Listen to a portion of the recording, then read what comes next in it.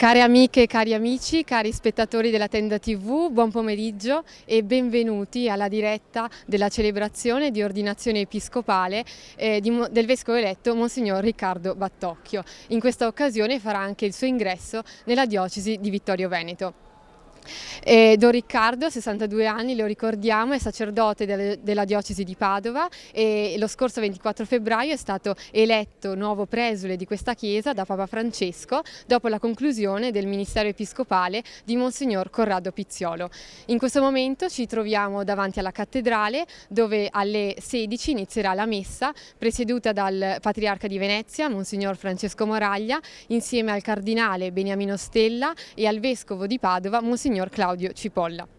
Io sono Beatrice Zavotti e in questa prima parte della diretta seguiremo l'attesa della celebrazione ascoltando alcune voci che ci raccontano come la diocesi è arrivata a questo appuntamento da questa postazione di piazza Giovanni Paolo I e nell'altra postazione della Tenda TV in seminario dove si trova Sara Gasponi. Ma intanto diamo il benvenuto al nostro primo ospite, Don Alessio Magoga, direttore del settimanale diocesano L'Azione. Benvenuto Don Alessio. Grazie Beatrice, approfitto per dare anch'io un benvenuto a tutte le persone che ci stanno seguendo, un caloroso benvenuto perché quello che stiamo vivendo è un evento davvero per la nostra diocesi, un momento di festa, un momento di gioia che vogliamo anche così mettere a disposizione tutte le persone che ci stanno seguendo nel modo migliore possibile, anche grazie appunto alla Tenda TV. Don Alessio, la domanda è d'obbligo: chi è Monsignor Battocchio e come la diocesi si è preparata a questo appuntamento?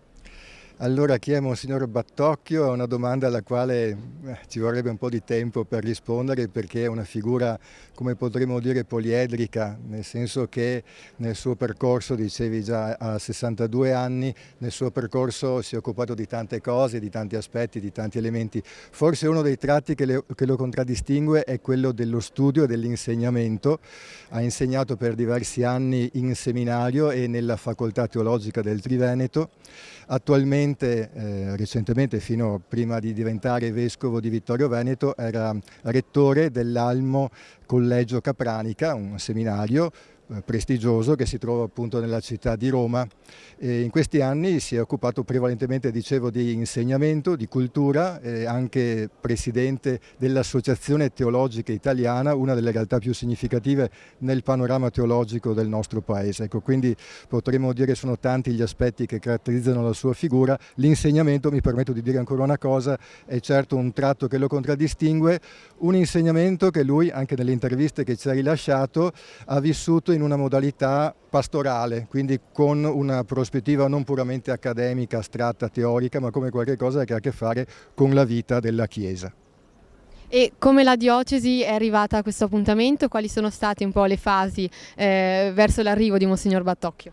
Diciamo che è stato un periodo intenso per tanti motivi, perché in questo percorso si è aggiunta anche la morte di Papa Francesco, l'elezione di Papa Leone. Tuttavia in questo percorso, come potremmo dire, unico nella storia della Chiesa, la nostra diocesi si è preparata all'appuntamento di oggi, direi innanzitutto con la preghiera, perché la diocesi ha invitato da subito, da quando è stata notificata la nomina di Battocchio come vescovo della nostra diocesi, ha invitato tutte le parrocchie della nostra diocesi a pregare di settimana in settimana per il vescovo eletto.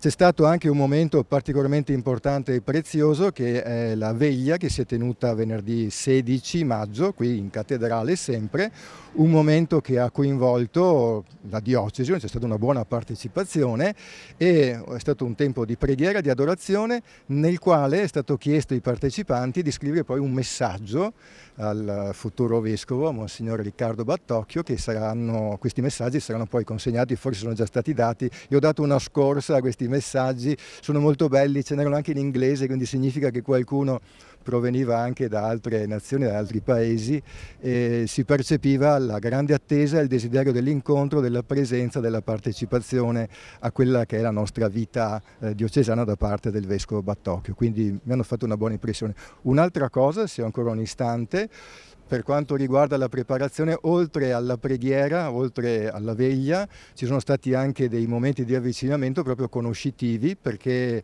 penso al nostro settimanale, ma anche altri mezzi di comunicazione hanno rilasciato qualche approfondimento, delle interviste di Monsignor Battocchio.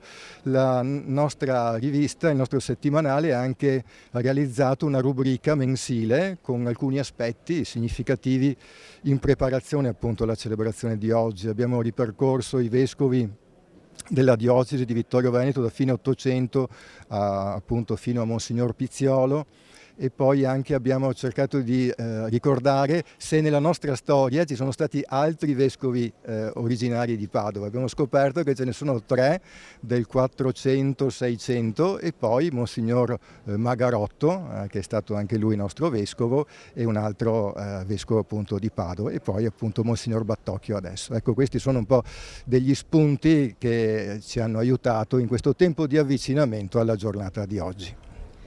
Grazie Don Alessio per il profilo che ci ha dato di Monsignor Battocchio e di come la diocesi è arrivata all'appuntamento di oggi, domenica 25 maggio. Adesso passiamo la linea al seminario, dove dall'altra postazione della tenda TV si trova Sara con i suoi ospiti. A te Sara.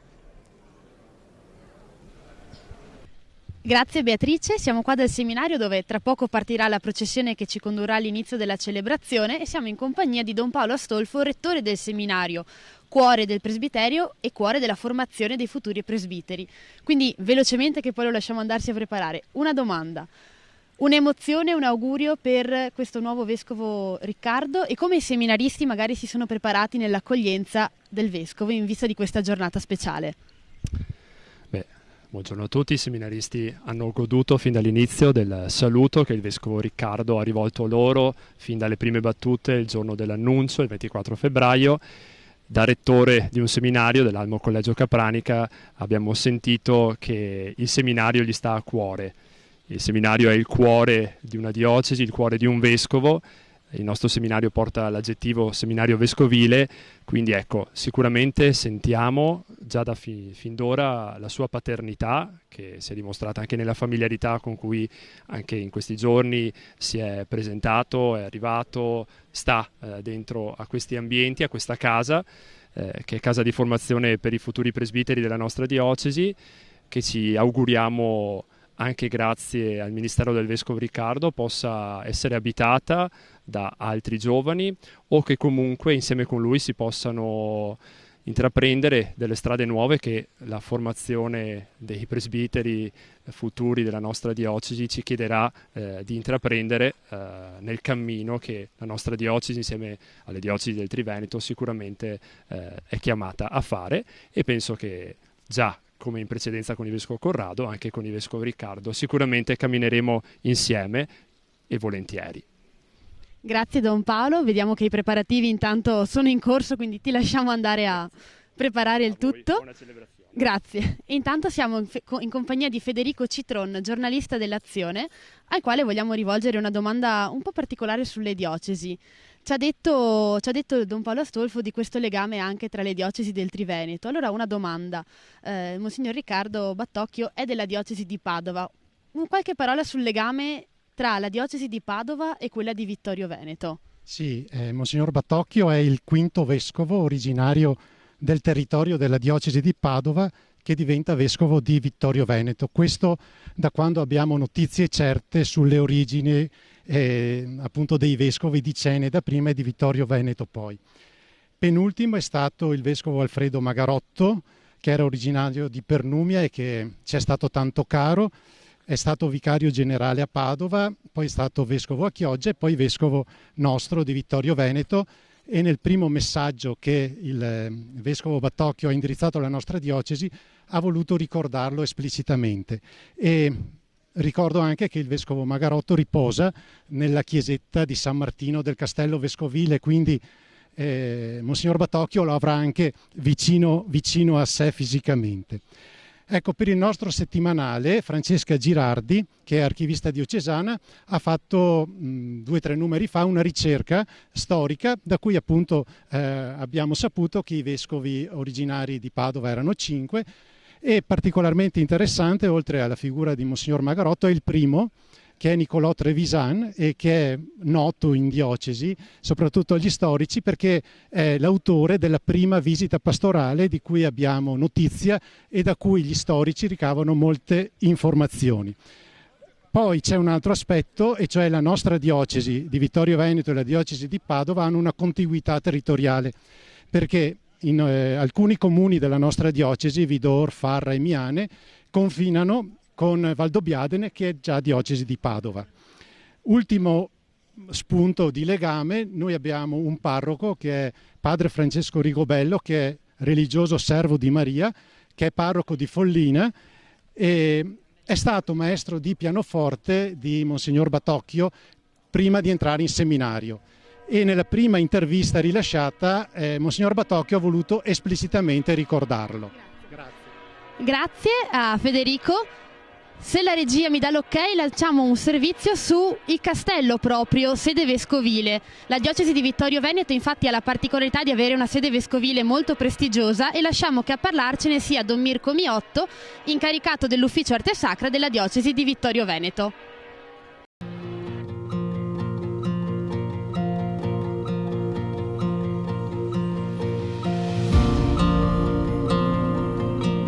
Ci troviamo all'interno della corte del castello di San Martino, castello vescovile del 700 d.C., dimora dei vescovi prima di Ceneda, poi di Vittorio Veneto, in maniera pressoché ininterrotta, tranne una piccola parentesi, alla fine dell'Ottocento, quando il castello fu demaniato.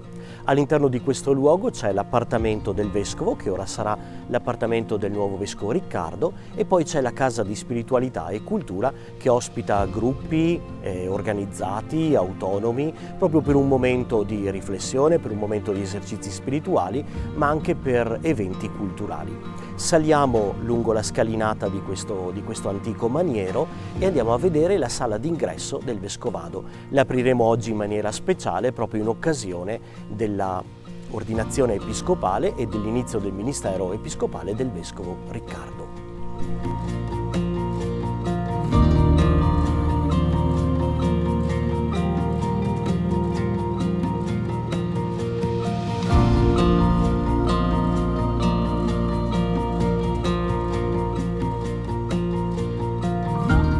Eccoci all'interno della sala d'ingresso dell'appartamento del Vescovo, all'interno di questo castello vescovile, e questa sala d'ingresso è stata restaurata in questo periodo ed è stata ripristinata la quadreria con la cronotassi dei vescovi del Novecento. Iniziamo dal vescovo Brandolini, che fu colui che riprese e ricomperò il castello dopo che venne demaniato. Brandolini fu nostro vescovo fino al 1908. Dopo di Brandolini abbiamo il vescovo Caron, di seguito il vescovo Caroli, semplicemente li indico velocemente, Zaffonato, poi abbiamo il vescovo Carraro, di seguito Luciani, che tutti conosciamo come Giovanni Paolo I, Beato Luciani, che fu nostro vescovo per 11 anni, il vescovo Cunial, il vescovo Eugenio Ravignani, il vescovo Magarotto, il vescovo Giuseppe Zenti e per finire appunto con il vescovo, attualmente vescovo emerito di Vittorio Veneto, Corrado Pizziolo, che fu nostro vescovo fino appunto a quest'anno. La quadreria è interessante perché vede la mano di 3 pittori diversi. Iniziamo con i primi quadri più antichi, la mano è di Vittorio Casagrande, per continuare poi con il figlio Elio Casagrande e concludere con gli ultimi 2 con Anna Maria Trevisan. Ci sembra interessante aver sistemato questi quadri, anche gli ultimi, proprio perché diventano una testimonianza storica di pastori che hanno lavorato e hanno dedicato parte della loro vita al nostro territorio diocesano, alla nostra Chiesa diocesana. E non li abbiamo messi questi vescovi, questi ritratti di vescovi, con l'idea di creare un museo. Fare un museo vorrebbe dire solamente ricordare il passato, ma li abbiamo messi come un ricordo che ricorda un'opera all'interno ancora del nostro tempo. Quindi diventano una memoria viva, un ricordo che continua a dire qualcosa alla nostra Chiesa e a testimoniare la loro opera attraverso ciò che essi hanno fatto, ciò che essi hanno costituito, ma soprattutto attraverso il loro zelo pastorale. Questa appunto è la sala d'ingresso, come dicevo prima, che poi permette di accedere alla residenza vera e propria del vescovo, con lo studio, la camera da letto e i servizi ovviamente. Su questo balcone ci si può affacciare, il vescovo Riccardo adesso si potrà affacciare per vedere il territorio della diocesi, che spazia avendo di fronte il santuario della Madonna della Salute, a nord Sant'Augusta e a sud ovviamente la chiesa cattedrale. Per cui questo è un luogo straordinario in cui si può godere del panorama della nostra terra vittoriese, ma in modo particolare, ecco, per un vescovo è segno del suo territorio, del suo popolo, e da qui può impartire la benedizione alla sua chiesa locale.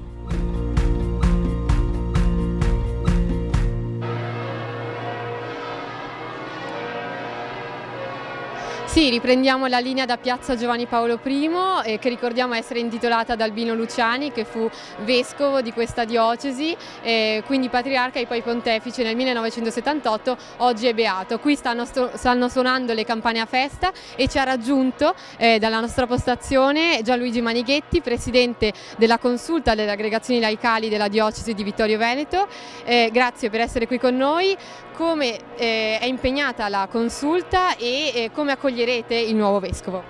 Grazie Beatrice di questa opportunità. La consulta delle aggregazioni laicali è un organismo di partecipazione che nelle diocesi c'è, vive e respira assieme alle altre consulte che ci sono nel Triveneto, nella regione ecclesiastica, e anche in collaborazione con Roma, con la CNAL. Lo scopo che ha è quello di crescere con la crescita reciproca, la conoscenza reciproca e la partecipazione, e quindi su questo ci stiamo parecchio lavorando, nella conoscenza delle attività che facciamo, di quelle che portiamo avanti, proprio per il bene del laicato presente nel territorio che c'è. Quello che stiamo facendo di solito in questo periodo è la preparazione alle veglie di Pentecoste che il Vescovo Corrado ci aveva affidato. Quest'anno è un anno speciale, quello del Giubileo, quindi non ci sarà la veglia di Pentecoste, ma saremo anche noi al Giubileo che c'è per le aggregazioni e i movimenti il 8 giugno, e saremo quindi a Roma. Abbiamo organizzato del pullman, che siamo in contatto con le altre aggregazioni che parteciperanno al Giubileo con il pullman. Un auspicio mi diceva per quanto riguarda il nostro vescovo che entra. Per quanto riguarda Don Riccardo, penso che parecchio attraverso le veglie di preghiera che ci sono state, così abbiamo chiesto in lui le grazie della partecipazione. Sicuramente anche lui ha fatto pensieri verso l'insediamento e quello che sarà il suo futuro, così, no? A me viene una cosa in particolare, pensando al nostro territorio, una diocesi non grande però ricca di varie caratteristiche che ha.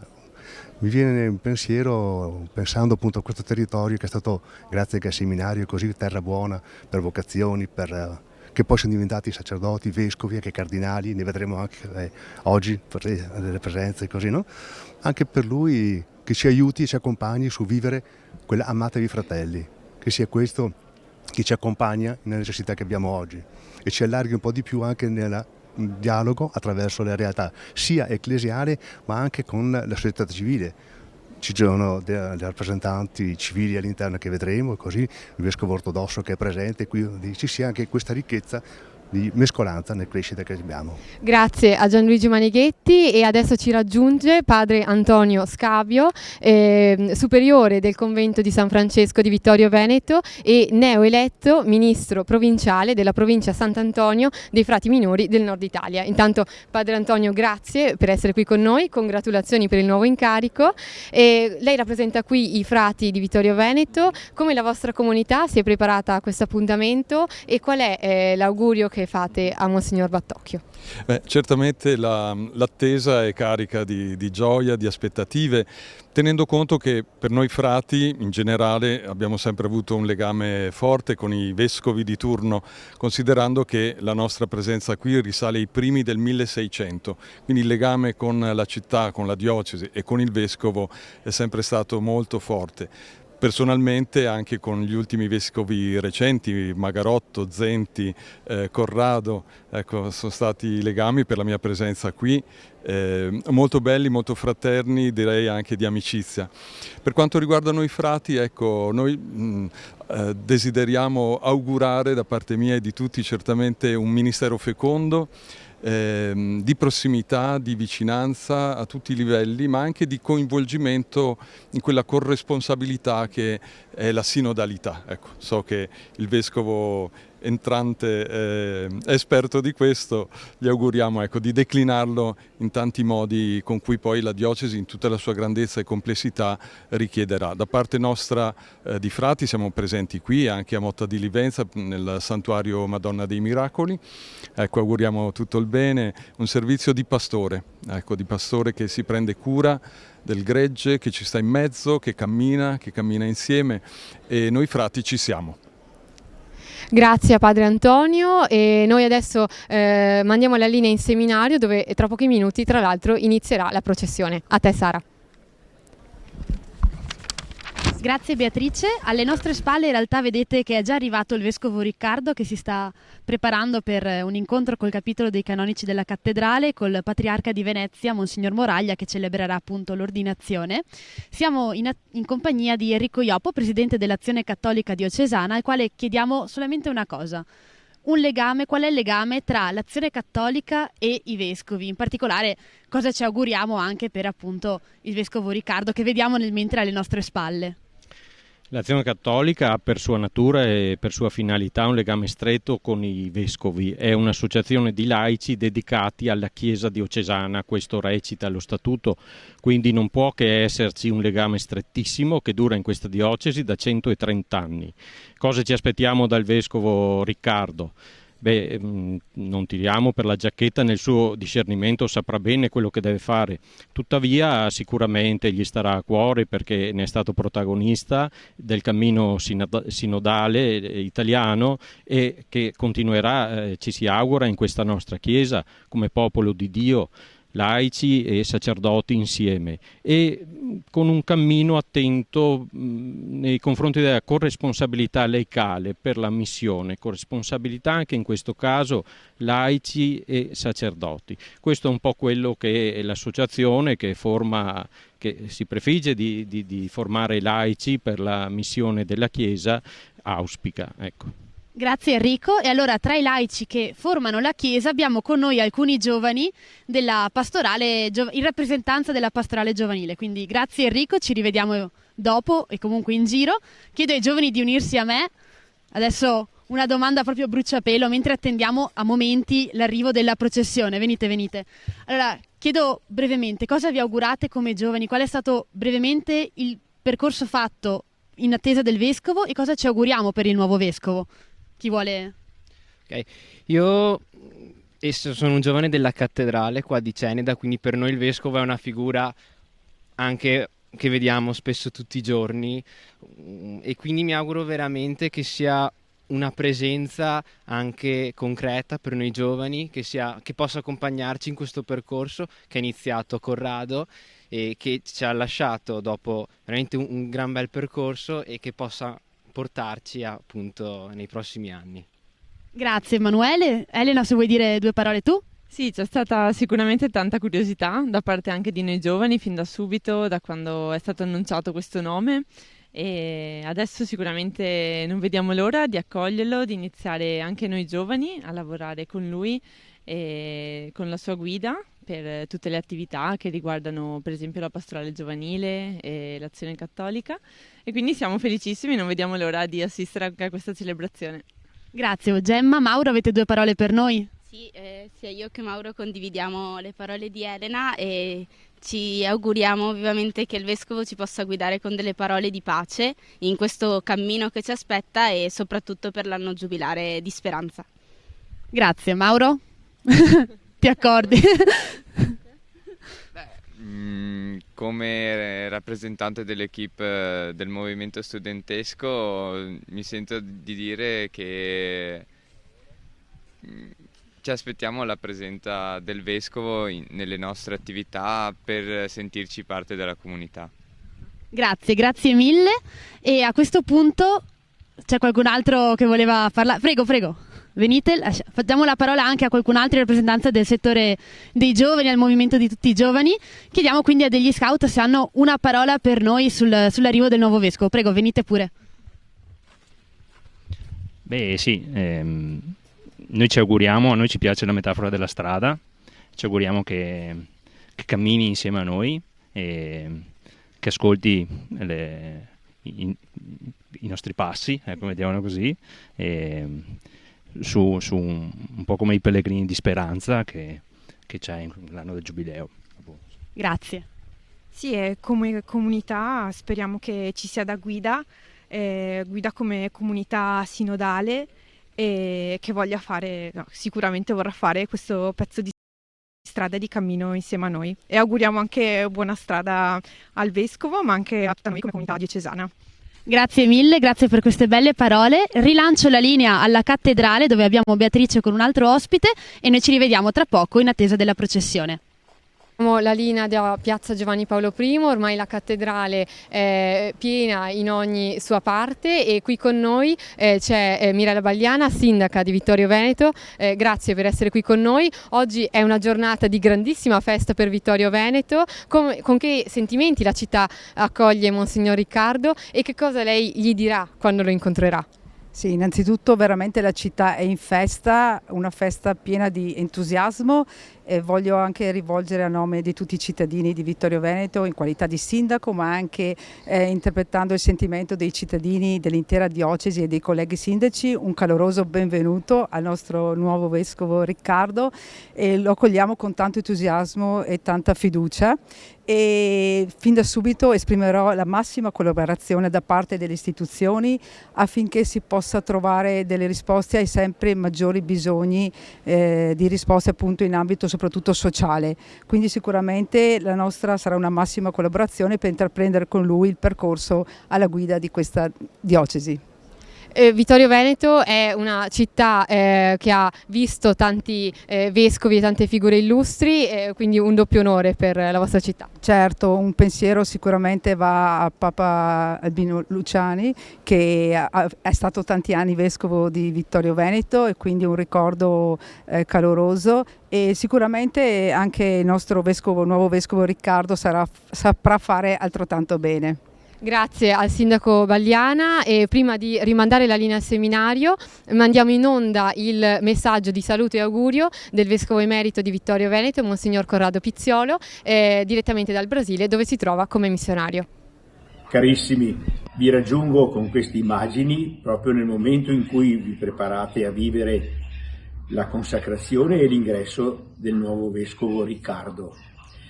Mi sento in profonda comunione con voi, insieme con Don Paolo, e vi assicuro non solo il mio ricordo, ma anche la preghiera con cui parteciperemo spiritualmente a questo momento importante. Un grande augurio a Don Riccardo perché possa davvero guidare la nostra diocesi con quella sapienza che è dono dello Spirito, e un grande augurio a tutti voi che sappiate sostenerlo e accompagnarlo con la preghiera e con la vita cristiana autenticamente testimoniata e comunicata a tutti. Un grande augurio e un grande saluto a tutti voi. Eccoci tornati dal seminario, siamo di nuovo in compagnia di Federico Citron, al quale prima abbiamo chiesto due parole sul legame tra Vittorio Veneto e la diocesi di Padova, di cui Monsignor Corrado e Monsignor Riccardo è originario, ma dopo le parole del vescovo emerito Corrado vogliamo chiedere anche un appunto sul legame tra il vescovo Riccardo e Roma, nella quale presta servizio. Sì, ha trascorso gli ultimi anni, se non ricordo male, dal 2019 ad oggi a Roma, è rettore del collegio Capranica.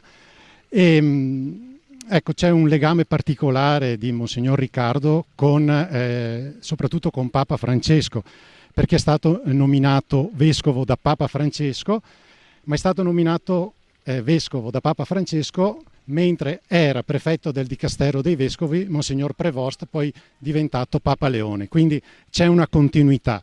Ha avuto modo il vescovo Riccardo di conoscere direttamente Papa Francesco in quanto segretario del Sinodo, quindi ha trascorso diverse giornate insieme a Papa Francesco e nella sua prima intervista rilasciata all'Azione ci ha detto che ha potuto apprezzare l'importanza che Papa Francesco dava a ciascuno. L'ha visto durante i lavori del Sinodo mentre ascoltava tutti, faceva selfie, firmava dediche o mandava messaggi. Ecco, e soprattutto una cosa che mi piace sottolineare, l'attenzione a ogni persona è un insegnamento che faccio mio. Ecco, quindi ha preso tanto da Papa Francesco, ma in particolare questa attenzione verso ciascuno. Ecco, invece Papa Leone, del Vescovo Prevost, Monsignor Battocchio, ha parlato in un messaggio pubblicato nell'Azione, sottolinea che non lo ha conosciuto di persona, lo ha visto sì durante il Sinodo, ha avuto modo di incrociarlo, ma non di appunto approfondire la conoscenza personale. Comunque lo definisce una persona di grande esperienza e di buona cultura giuridica e teologica, è un testimone limpido della fede in Gesù Cristo e le sue prime parole come Papa sono state un augurio di pace. Questo lo sottolinea il Vescovo Riccardo perché come motto che ha scelto per il suo ministero episcopale c'è una frase della lettera di San Paolo agli Efesini: egli è la nostra pace. E anche oggi tra l'altro alla liturgia c'è il saluto di Gesù, vi do la mia pace, quindi c'è questo legame anche con Papa Leone nel motto scelto dal Vescovo Riccardo. Quindi un augurio di pace. Noi siamo in attesa della processione, dovrebbe partire a momenti, vediamo un po' di movimento alle nostre spalle. Ricordiamo che i sacerdoti saranno circa 200, i vescovi quasi una trentina, quindi una parola veloce mentre sta quasi per partire la processione. Un augurio, un'attesa da questo Vescovo Riccardo.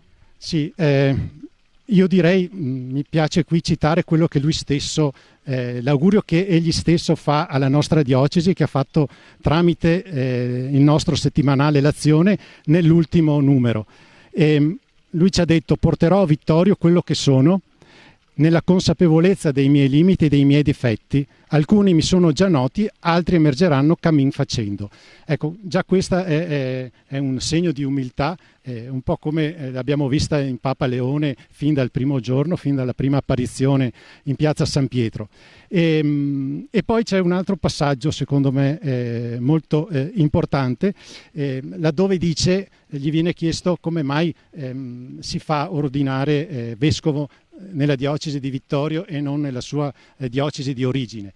E qui dice che è stato così fino nel primo millennio della storia della Chiesa, e soprattutto dice l'ultimo sinodo che si è tenuto appunto a Roma ha detto in uno degli enunciati che è bene ritornare all'ordinazione nella diocesi in cui poi di cui si sarà appunto vescovi.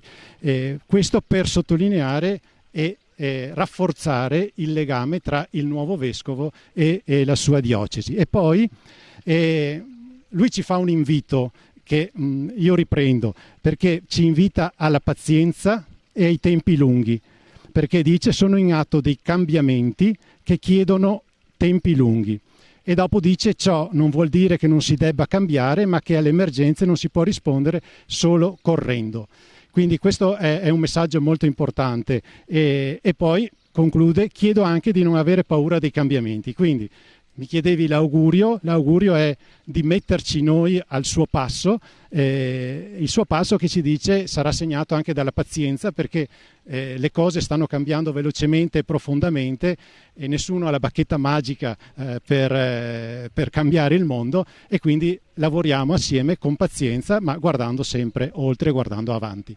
Grazie Federico, quindi ecco, oggi abbiamo una bella partecipazione anche da Roma, anche da Padova. È bello questo anche intrecciare i legami tra le diocesi nel segno del Vescovo Riccardo, ma comunque in un cammino di pace e di speranza come quello che l'anno giubilare ci invita a percorrere. Alle nostre spalle vediamo che sta per partire la processione, quindi se mi danno l'ok dalla regia io lascerei la parola a Beatrice, che avrà un ospite che ci spiegherà quali sono i passaggi che vivremo nella celebrazione, ma anche cosa significa questa processione, qual è il significato dei vari gesti che vedremo durante l'ordinazione del Vescovo Riccardo. Sì, siamo di nuovo in piazza Giovanni Paolo I e ricordiamo che tra pochissimi minuti trasmetteremo in diretta la cerimonia di ordinazione episcopale, ingresso nella diocesi di Vittorio Veneto di Monsignor Riccardo Battocchio. Siamo di nuovo in compagnia del direttore dell'Azione Don Alessio Magoga. Don Alessio, sarà una intensa celebrazione che partirà con la processione dal seminario e poi una messa con tanti significati, tanti gesti profondi e di antica tradizione. Quali sono i più significativi e come dobbiamo interpretarli? Allora, innanzitutto ricordiamo che si tratta proprio di una messa, quindi ci sono i due momenti fondamentali, la liturgia della parola e la liturgia eucaristica, però è una messa di ordinazione episcopale, pertanto all'interno ci sono quei segni caratteristici dell'ordinazione episcopale.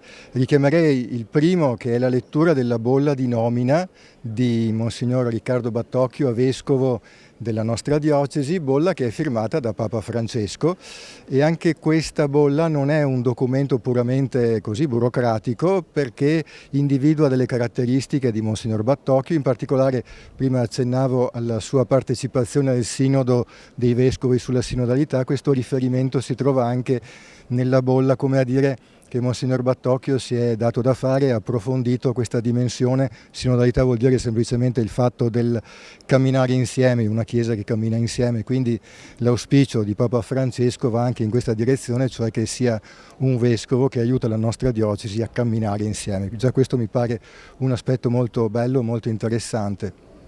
Altri elementi della ordinazione episcopale saranno a un certo punto gli impegni che verranno chiesti al nuovo vescovo. Sono 9 impegni, 9 domande alle quali il vescovo dovrà rispondere ovviamente con la parola sì, e poi l'intercessione dei santi. Anche questo è un gesto molto bello, perché si invocano i santi sul futuro vescovo affinché lo accompagnino nella loro storia, nel suo ministero, nella sua attività come vescovo appunto della nostra diocesi, e lui si sdraierà davanti all'altare. È un gesto molto interessante, che dice la profonda umiltà che deve caratterizzare il nuovo vescovo, che deve mettersi dunque in ascolto innanzitutto della parola di Dio. Quindi questo segno, lo stendersi per terra invocando l'intercessione dei santi.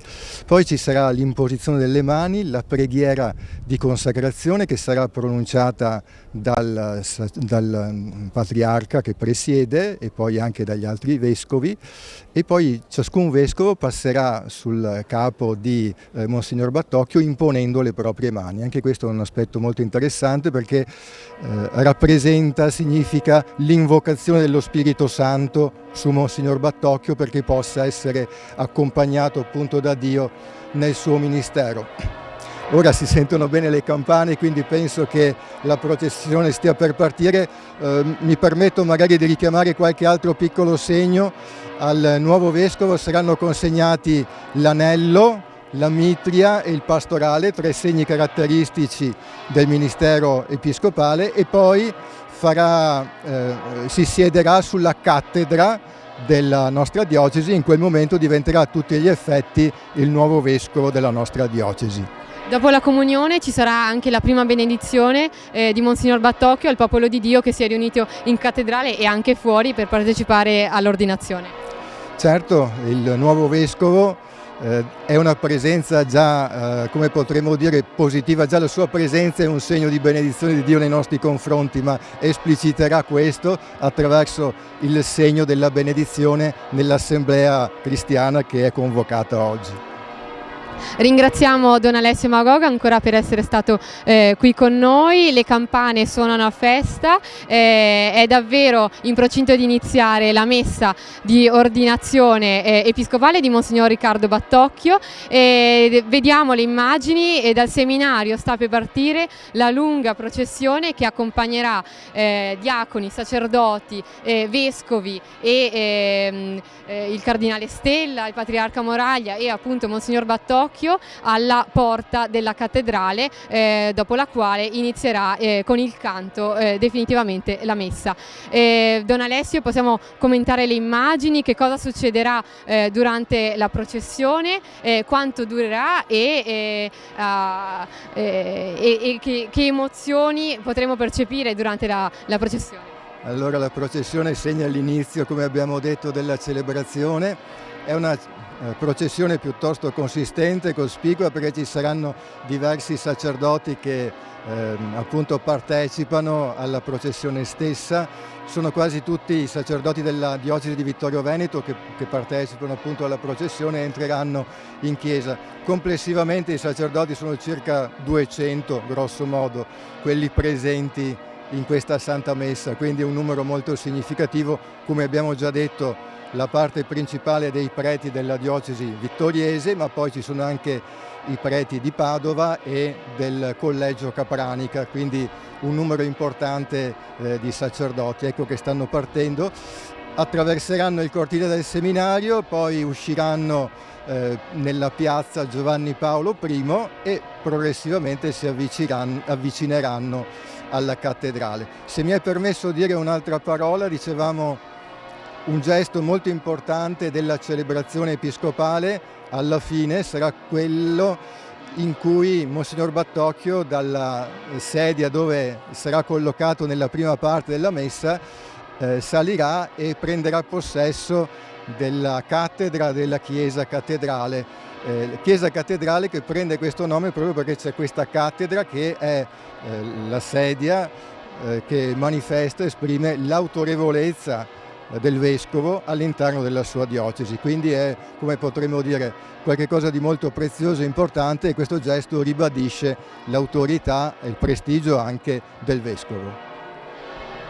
Sì, allora adesso ormai hanno concluso il percorso nel cortile del seminario vescovile e stanno arrivando in piazza Giovanni Paolo I, ormai le persone si sono rivolte per guardare, ammirare insomma questo primissimo momento della cerimonia di oggi. Don Alessio, sono arrivati in tantissimi, la cattedrale si è riempita subito, anche il sagrato e piazza Giovanni Paolo I, tra l'altro con un ulteriore significato perché è intitolata da Albino Luciani, che fu vescovo di questa diocesi, indimenticato vescovo di questa diocesi, ora beato, quindi c'è un'emozione doppia per questa piazza. Sì. Di Giovanni Paolo I abbiamo una bellissima statua qui alla nostra sinistra, poco distante dall'ingresso della cattedrale, che ci ricorda la sua presenza, il suo contributo alla nostra diocesi. Penso che possiamo anche essere orgogliosi per quanto riguarda la nostra storia, la nostra identità. È vero che la diocesi di Vittorio Veneto non è molto grande, una diocesi media, diceva il vescovo Pizziolo, ma al tempo stesso anche una storia significativa e importante per le figure che hanno appunto lasciato un segno. Sicuramente Albino Luciani, ora beato, è una di queste. La piazza e la statua ci aiutano a ricordarlo e Monsignor Battocchio si porrà all'interno di questa scia. In una delle interviste che ha rilasciato diceva di sentirsi piuttosto sereno perché dice: mi colloco all'interno del solco dei vescovi che mi hanno preceduto. Faceva riferimento a Monsignor Pizziolo ma anche ai vescovi precedenti, vale a dire appunto anche Albino Luciani. Credo ci possano essere anche delle affinità tra i due perché sicuramente il tratto umano molto fine e sensibile del beato Luciani in qualche modo lo intravediamo anche in Monsignor Battocchio. Da questo punto di vista gli facciamo davvero tanti auguri perché possa aver modo di poterlo vivere con frutto questo tratto umano molto vivo. Grazie a Don Alessio e adesso sì, i sacerdoti si stanno avvicinando, vediamo le immagini, si stanno avvicinando alla porta d'ingresso della cattedrale, attraversando lentamente la piazza. I fedeli sono davvero curiosi di intravedere Monsignor Battocchio che sta, eccolo qui, lo vediamo nelle immagini, emozionato e sorridente e anche lui in attesa di vedere il popolo di Dio che lo attende curioso e con speranza alla cattedra, ecco, di Vittorio Veneto.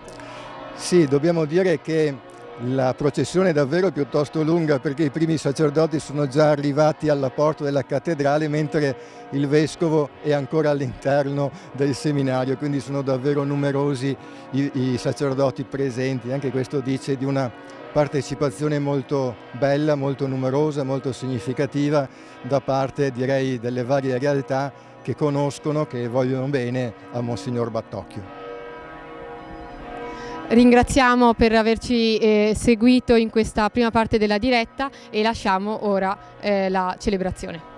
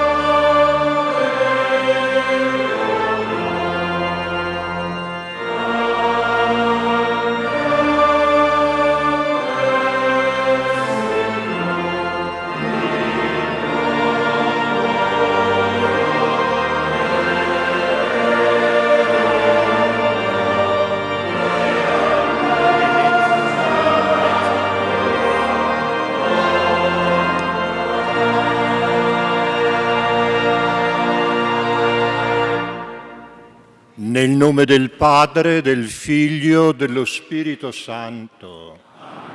La pace sia con voi.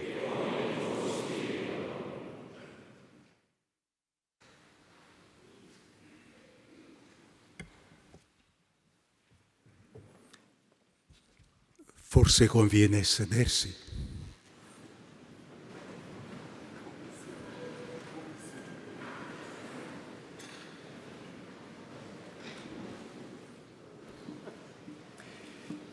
In qualità di amministratore diocesano, a nome dei presbiteri, dei diaconi, delle persone di vita consacrata, dei fedeli laici e delle varie associazioni e istituzioni della Chiesa vittoriese qui rappresentate, porgo un cordiale benvenuto a tutti.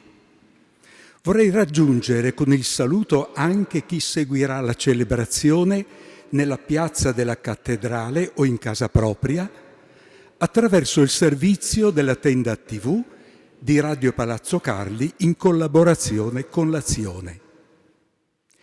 Un saluto deferente a Sua Eccellenza Monsignor Francesco Moraglia, Patriarca di Venezia e Ordinante Principale. A lei, cara Eccellenza, al saluto uniamo il cordiale augurio di buon compleanno.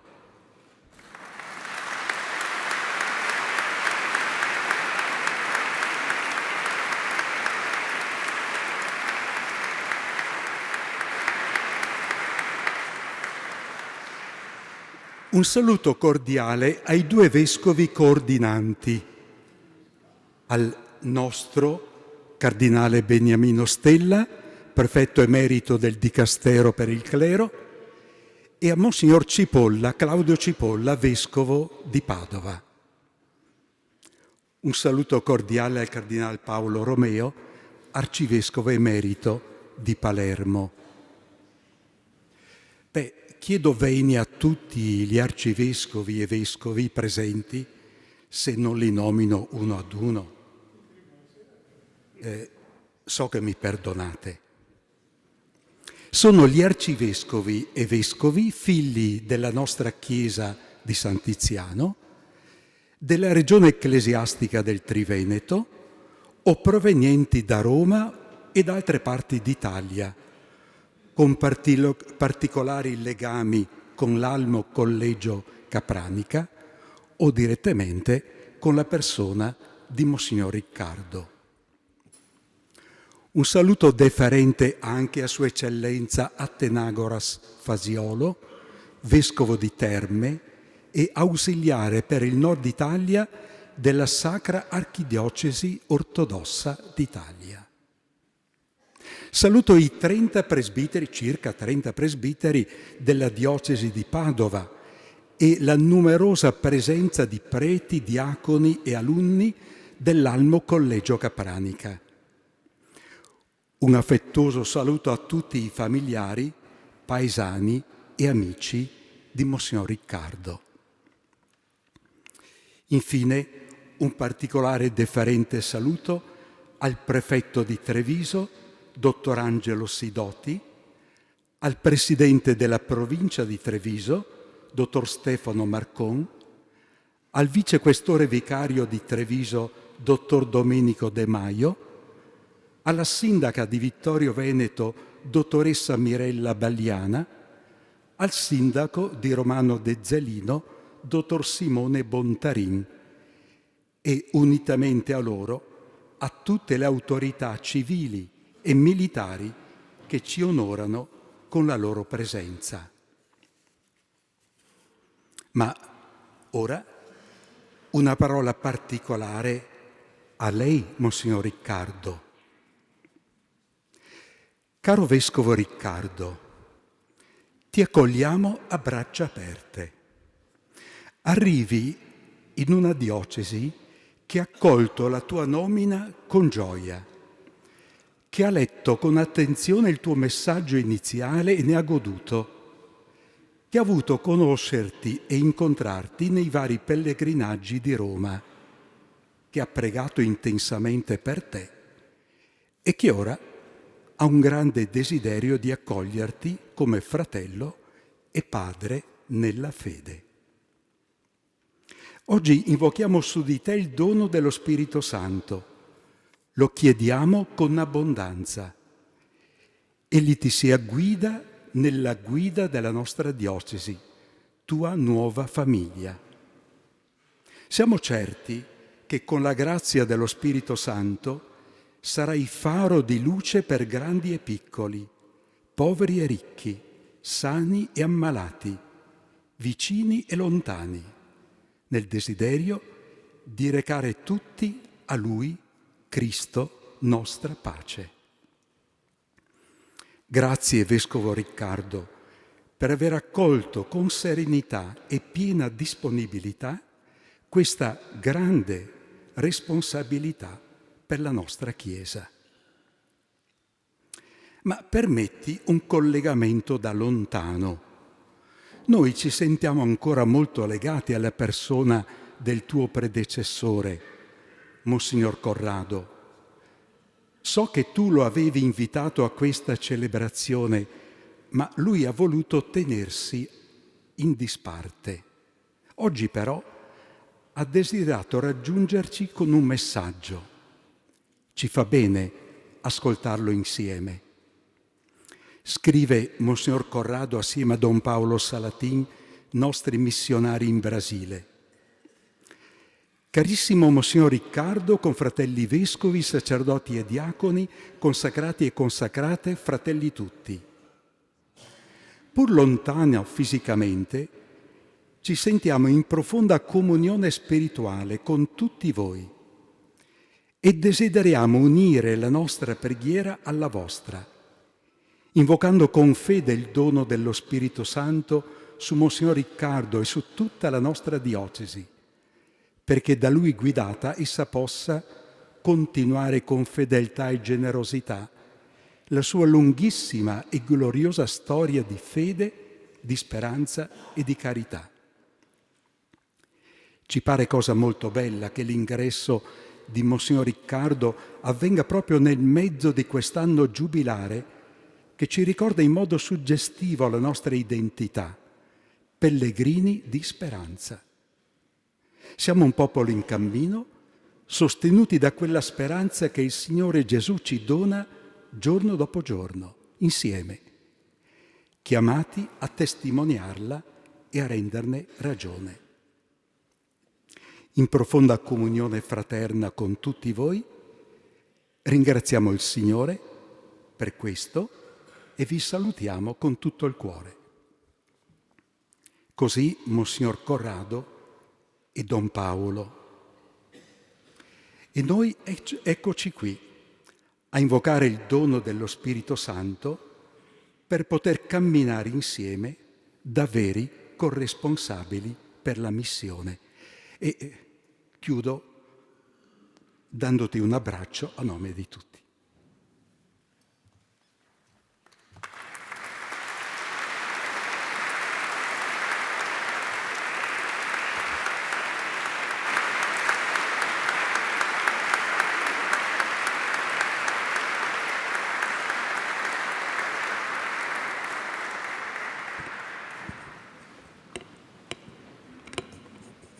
Fratelli e sorelle carissimi, durante questa celebrazione eucaristica il nostro fratello Riccardo sarà ordinato vescovo, cioè successore degli apostoli, che sulle rive del lago di Galilea Gesù chiamò a seguirlo perché diventassero insieme con lui pescatori di uomini e continuassero la missione di portare al mondo la lieta notizia del Vangelo.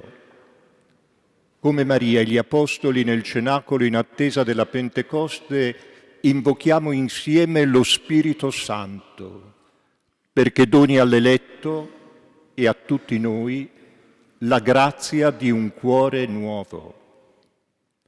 Disponiamoci a vivere intensamente questa Eucaristia, memoriale della Pasqua di Gesù, fonte della comunione ecclesiale.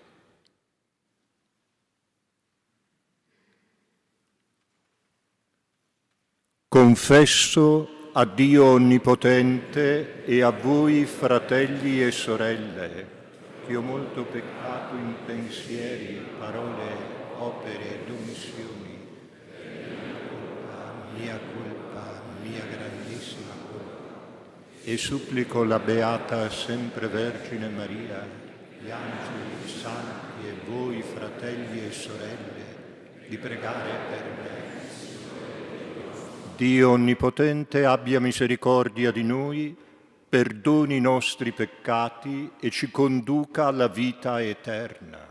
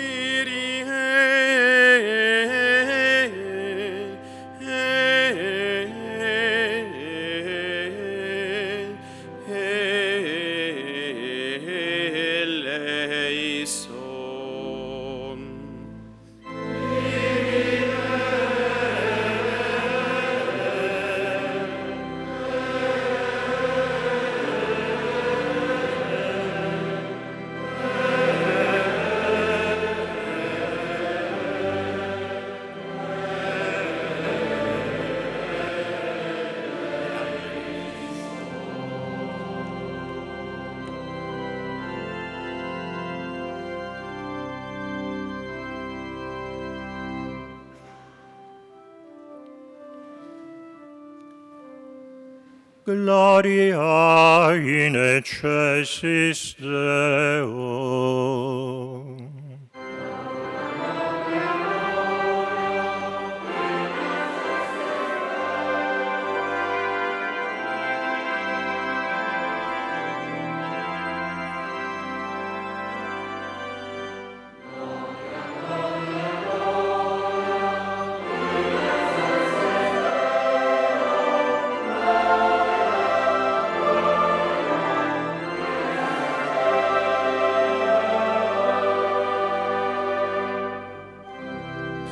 In terra pax hominibus, bone voluntatis.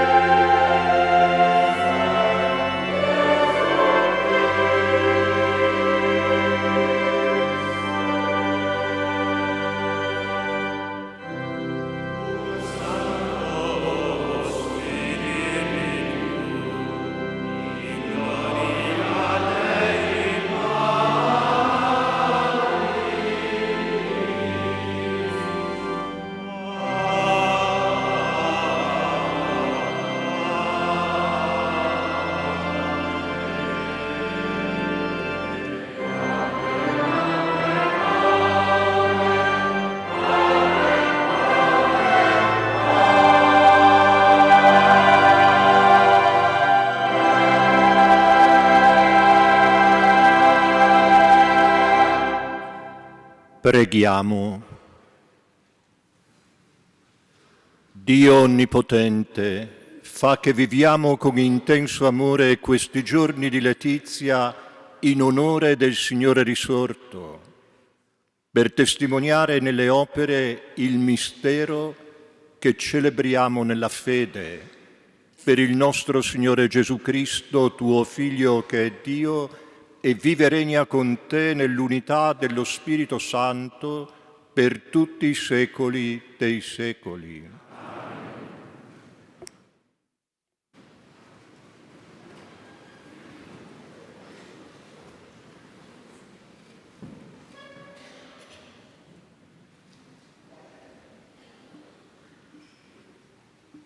Dagli Atti degli Apostoli.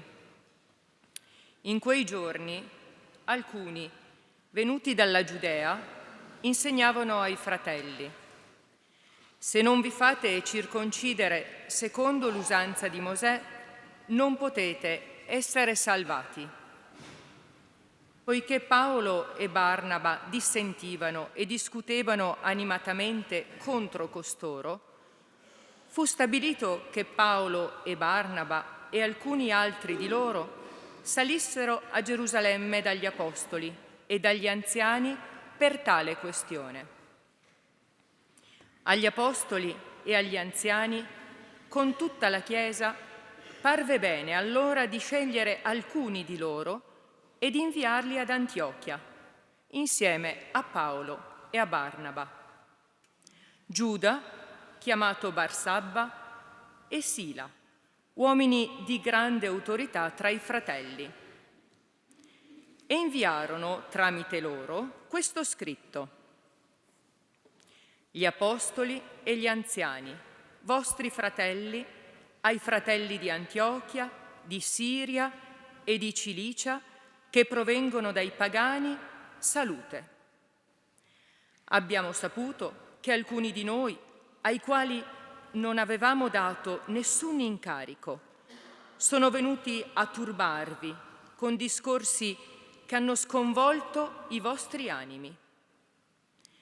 Ci è parso bene perciò, tutti d'accordo, di scegliere alcune persone e inviarle a voi, insieme ai nostri carissimi Barnaba e Paolo, uomini che hanno rischiato la loro vita per il nome del nostro Signore Gesù Cristo.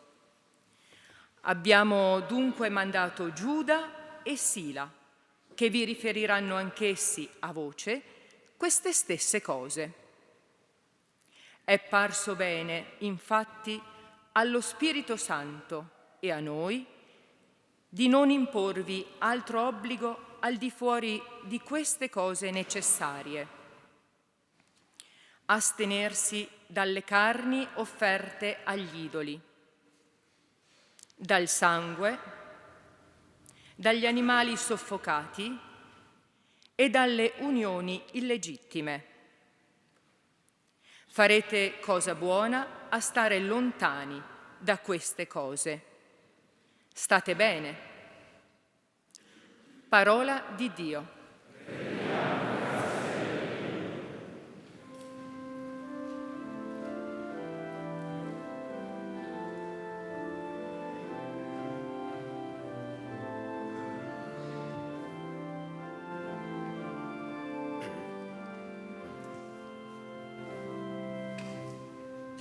Ti lodino i popoli, o Dio, ti lodino i popoli tutti.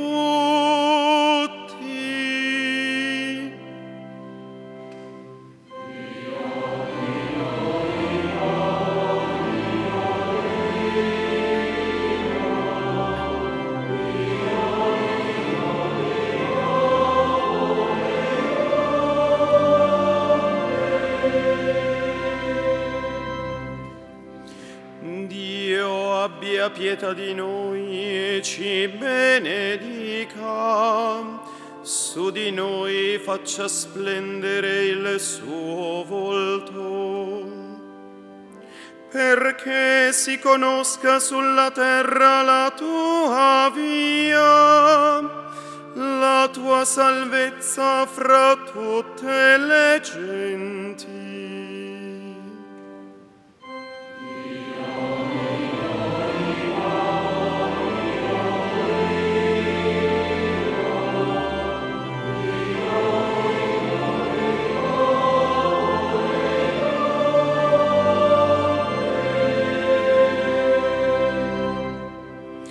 Gioiscano le nazioni e si rallegrino, perché tu giudichi i popoli con rettitudine, governi le nazioni sulla terra.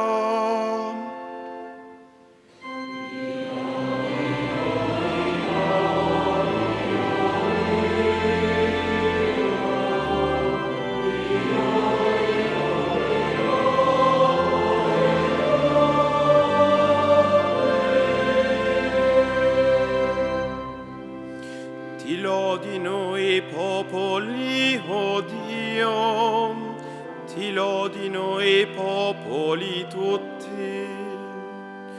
Ci benedica Dio e lo temano tutti i confini della terra.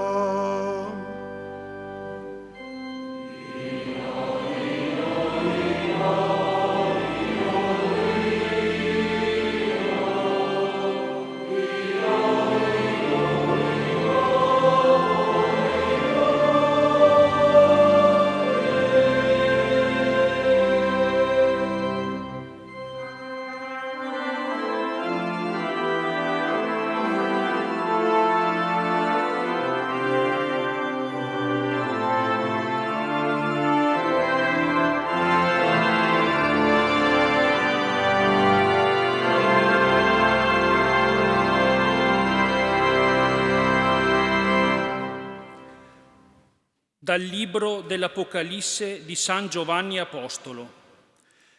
L'angelo mi trasportò in spirito su di un monte grande e alto e mi mostrò la città santa, Gerusalemme, che scende dal cielo, da Dio, risplendente della gloria di Dio.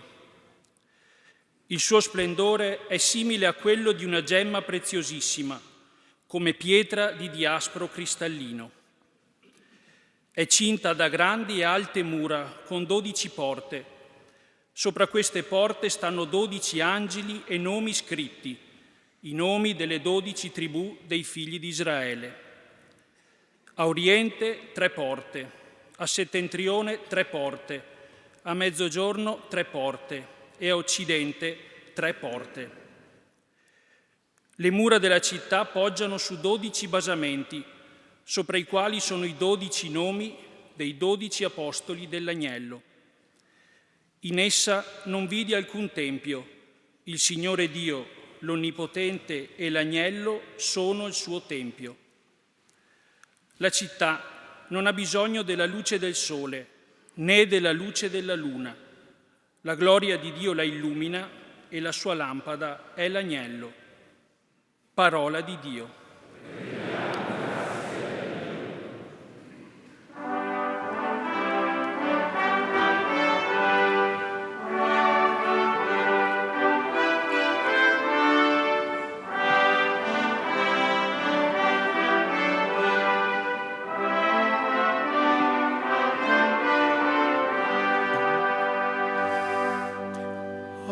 Alleluia, alleluia, alleluia, alleluia, alleluia, alleluia, alleluia.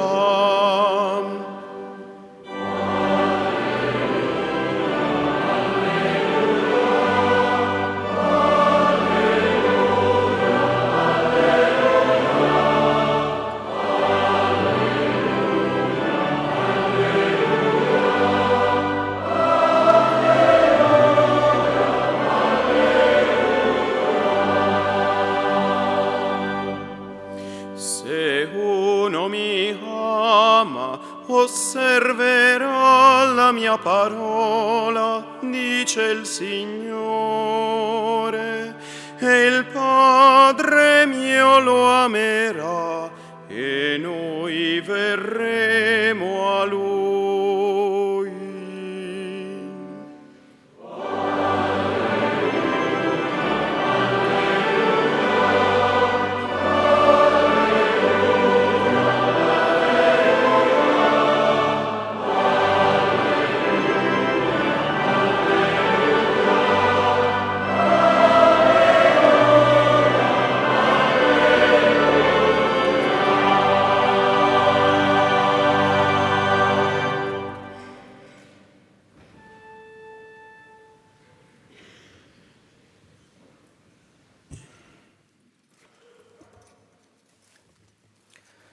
Il Signore sia con voi.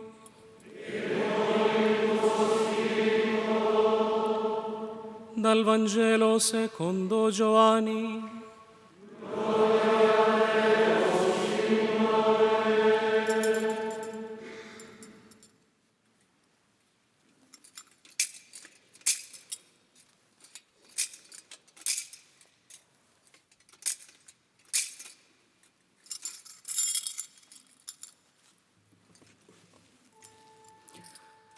In quel tempo Gesù disse ai suoi discepoli: se uno mi ama, osserverà la mia parola, e il Padre mio l'amerà, e noi verremo a Lui e prenderemo dimora presso di Lui.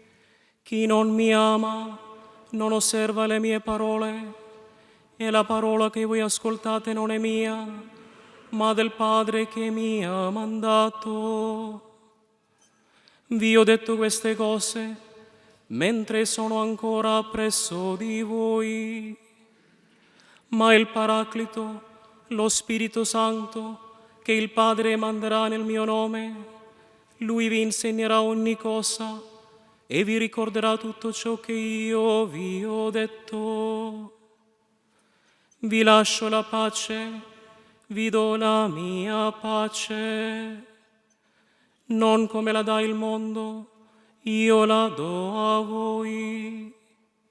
Non sia turbato il vostro cuore e non abbia timore. Avete udito che vi ho detto: vado e tornerò da voi.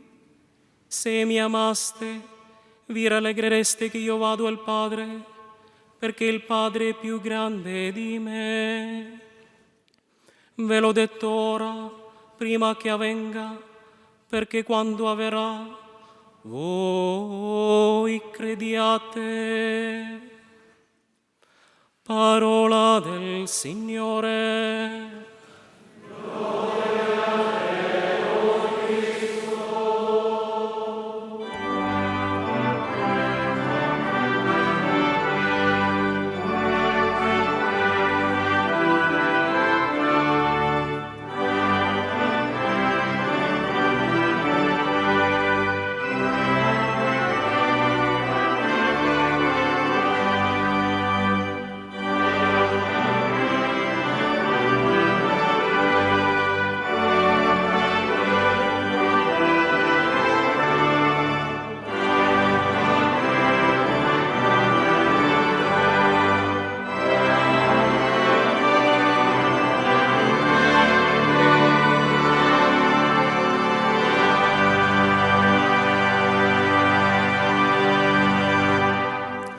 Rimaniamo in piedi. Inizia ora la liturgia dell'ordinazione. Invochiamo il dono dello Spirito Santo sull'eletto con le parole dell'inno Veni Creator.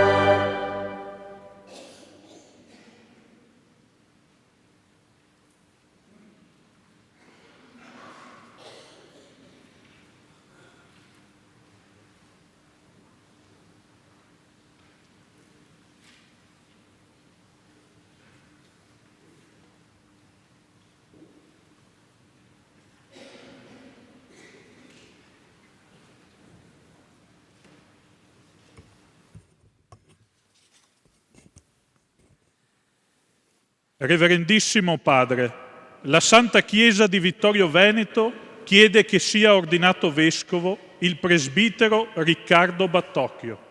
Avete il mandato del Papa? Sì, lo abbiamo. Se ne dia lettura.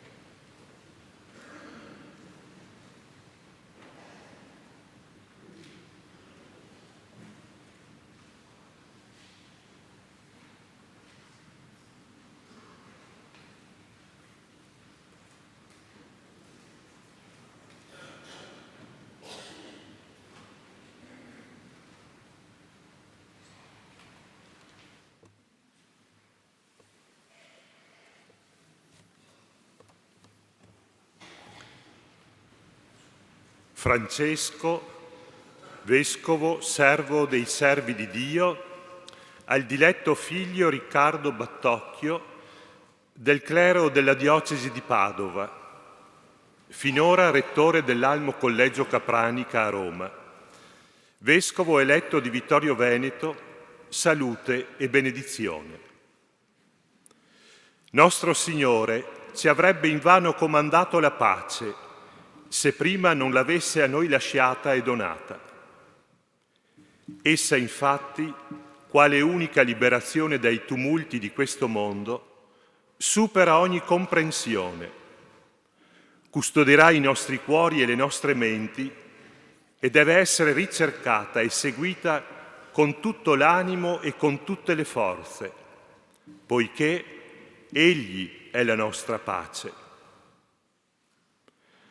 Mossi dal proposito di costruire ogni giorno la pace e nutriti dalla speranza in Dio, con animo paterno abbiamo rivolto il nostro pensiero alla comunità di Vittorio Veneto, che rimasta vacante dopo la rinuncia dell'ultimo suo vescovo, il venerabile fratello Corrado Pizziolo, necessita di un pastore e di una guida per la vita diocesana. Abbiamo dunque pensato a te, diletto figlio, che, esperto in teologia, impegnato nella formazione dei seminaristi e del clero, dedito a un assai fecondo dialogo ecumenico e tra cultura e fede, riteniamo possa prestare un valido servizio nell'esercizio del ministero episcopale.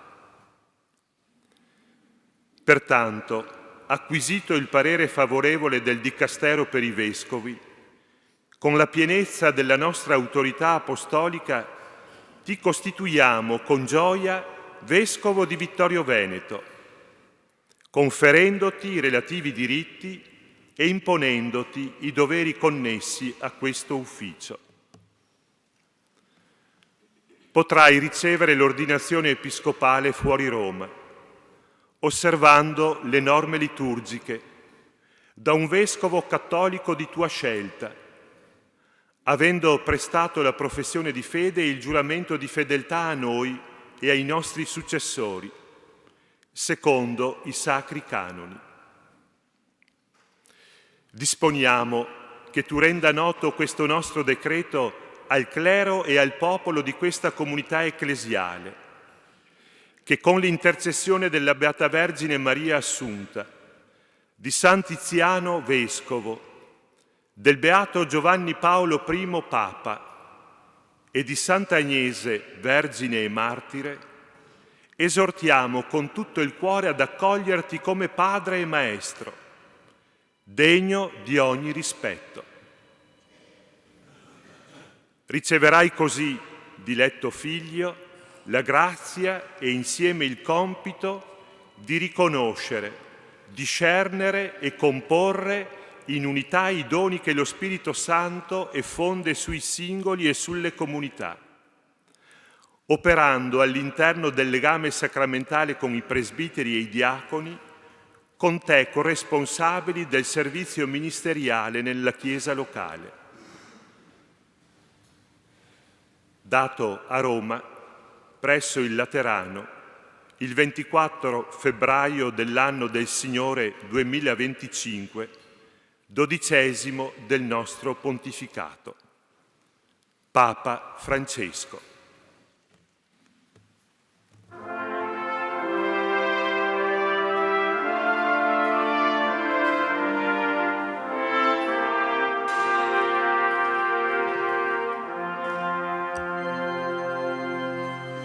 Il Signore è buono e sempre con noi.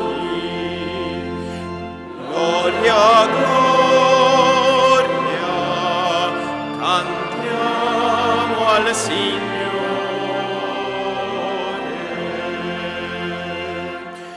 Gloria, gloria, cantiamo al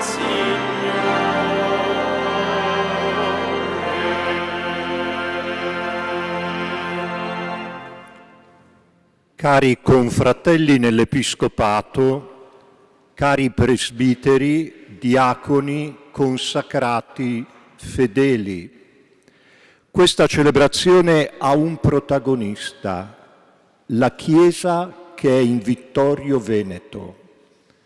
Infatti, vescovo e Chiesa s'appartengono come lo sposo e la sposa. I vescovi qui convenuti che saluto dicono con la loro presenza il valore della collegialità. Un ricordo particolare va al vescovo Corrado che, terminato il suo servizio episcopale, ha intrapreso con grande coraggio un'esperienza missionaria in Brasile per sostenere il progetto diocesano che prevede uno scambio reciproco di presbiteri tra le chiese. Saluto il Cardinal Beniamino Stella, figlio di questa terra, le autorità civili e militari presenti e Sua Eccellenza l'Ausiliare del Metropolita Policarpo della Chiesa Ortodossa Greca d'Italia. Innanzitutto rivolgiamo il nostro saluto affettuoso, la nostra preghiera per il Santo Padre Leone, affinché all'inizio del suo ministero, come lui ci ha chiesto, avverta il forte sostegno di tutta la Chiesa. Un ricordo nella preghiera anche per Papa Francesco, affinché possa essere accolto in cielo dal Dio della misericordia.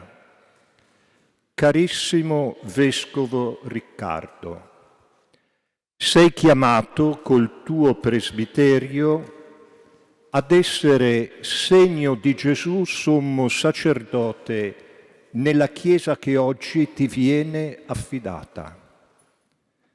Tutto, come sai, inizia dalla fede, senza la quale non c'è carità, ma solo solidarietà.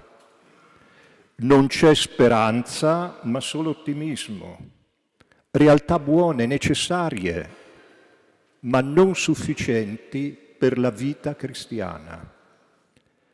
La prima lettura di oggi, tratta dagli Atti degli Apostoli, ci ricorda come nella Chiesa delle origini molti fedeli provenivano dal giudaismo, molti dal paganesimo. Si viveva insomma il primo cambiamento d'epoca e la Chiesa era chiamata ad una scelta. Quale fu il metodo e il criterio? Alcuni, venuti dalla Giudea, abbiamo ascoltato, insegnavano ai fratelli: se non vi fate circoncidere secondo Mosè non potete essere salvati. Gli apostoli, gli anziani e tutta la Chiesa giungono a dire questo: è parso bene allo Spirito Santo e a noi di non imporvi altro obbligo al di fuori di queste cose necessarie. La Chiesa ci indica il metodo e il criterio che non viene dal gruppo più intraprendente o più dinamico, è invece tutta la Chiesa che si lascia interpellare dallo Spirito Santo e poi si richiede il coraggio dell'annuncio, accettando, se è il caso, l'incomprensione e anche l'emarginazione. Ogni vescovo con la sua Chiesa è essenzialmente chiamato a dire una cosa: il nome di Dio. È un compito non facile in una società che ha messo Dio da parte o lo considera questione privata, se non addirittura ostacolo ad una moderna emancipazione. Il nome di Dio in sé è indicibile e lo si rende presente solo annunciando Gesù. Chi vede Lui vede il Padre. Nella nostra comune fede in Gesù Cristo svanisce ogni forma di individualismo, poiché nella Chiesa tutto è personale, tutto è comunitario, nulla è individuale. La Chiesa trasmette ciò che ha ricevuto e in essa è strutturalmente contraddittoria una fede fai da te. Nella Chiesa particolare si rende presente l'unica Chiesa, che è l'organismo di Cristo, il suo corpo, e non una organizzazione umana. E quindi Chiesa, comunione, sinodalità, vanno tutte intese nel loro senso teologico-sacramentale e mai ridotte unicamente a realtà culturali, sociali e politiche. Sì, la Chiesa non è opera dell'uomo. La Chiesa è dono che sgorga dal cuore di Cristo trafitto sulla croce e l'acqua e il sangue sono simboli, in senso agostiniano, dello Spirito e dei sacramenti. Gesù sulla croce diventa il nuovo definitivo Tempio. La lettera ai Romani parla di Gesù come strumento di espiazione per mezzo della fede nel suo sangue e manifestazione della sua giustizia per la remissione dei peccati passati mediante la clemenza di Dio, al fine di manifestare la sua giustizia nel tempo presente. Il vero inizio degli Atti degli Apostoli è il giorno di Pentecoste, col compimento della promessa dello Spirito, quando uomini che parlano lingue sconosciute, che si combattono, il Papa ci ha ricordato il valore della pace. Oggi è priorità per tutti e soprattutto per la Chiesa. C'è un linguaggio nuovo. La Chiesa parla al mondo e parla nello Spirito di Gesù Cristo. I differenti linguaggi, le diverse etnie e culture si incontrano e comprendono. L'Apostolo Pietro, primo degli Apostoli, si alza, come abbiamo ascoltato, e con coraggio parla a nome di tutta la Chiesa. Nell'annuncio di Pentecoste il riferimento a Gesù è chiaro, esplicito, non sfumato. Una Chiesa reticente nel pronunciare il nome di Gesù e loquace su tutti gli altri temi susciterebbe più che una domanda. A Pentecoste Pietro con le sue parole trasmette ciò che ha ricevuto. Ascoltate, uomini di Israele, Gesù di Nazaret consegnato a voi secondo il prestabilito disegno e la prescenza di Dio, voi per mano di pagani l'avete crocifisso e l'avete ucciso. Ora Dio lo ha risuscitato. La Chiesa deve essere fedele allo stile di Pentecoste, lo stile che gli appartiene da quel giorno in poi e che ogni vescovo con la sua Chiesa deve far suo anche oggi. Il popolo di Dio, unito al suo vescovo, è mandato al mondo. La lavanda dei piedi è il gesto che qualifica sempre la Chiesa, vescovo e popolo di Dio. Anche se in modi essenzialmente diversi, voi mi chiamate maestro e Signore, dite bene perché lo sono. Se dunque io, il Signore, il Maestro, ho lavato i piedi a voi, anche voi dovete lavare i piedi gli uni agli altri. Vi ho dato un esempio, perché anche voi facciate lo stesso. Vescovo e Chiesa. L'uno non esiste senza l'altra e viceversa, perché vescovo e Chiesa costituiscono un'unione sponsale. Anche nelle chiese dove si ammette il sacerdozio uxorato, il vescovo è scelto tra i celibi. Caro vescovo Riccardo, il vescovo è là dove è la Chiesa. Cara Chiesa di Vittorio Veneto, la Chiesa è là dove è il vescovo. Il vescovo infine è costituito nel sacramento dell'ordine, il gesto che stiamo per compiere adesso. Riflettiamo un attimo. Il sacramento è la realtà per cui si può dare qualcosa che di per sé, con le sole forze umane, non si potrebbe dare. Il vescovo non è il risultato di doti e capacità umane, organizzative o teologiche. Piuttosto, nella sua persona, è il segno sacramentale di Gesù. Per questo Gesù, dopo la lavanda dei piedi, dice: rimanete in me e io in voi. Come il tralcio non può portare frutto da se stesso se non rimane nella vite, così neanche voi se non rimanete in me. Il sacramento dell'ordine è dono di Cristo, grazie al quale è lo stesso Cristo che serve la Chiesa. Il sacramento quindi ricorda la Chiesa, pastore e fedeli, che l'uomo non si salva da sé e non è l'artefice della grazia. Pastori e fedeli sono una comunità di salvati. Sant'Agostino, in un momento di grave divisione ecclesiale, la crisi donatista, avendo di mira il bene sommo dell'unità della Chiesa e volendo superare la divisione in atto, era disposto a rinunciare al ministero se la posizione cattolica fosse risultata erronea. I donatisti negavano la riammissione nella Chiesa a chi nella persecuzione era venuto meno, la tendenza del rigorismo.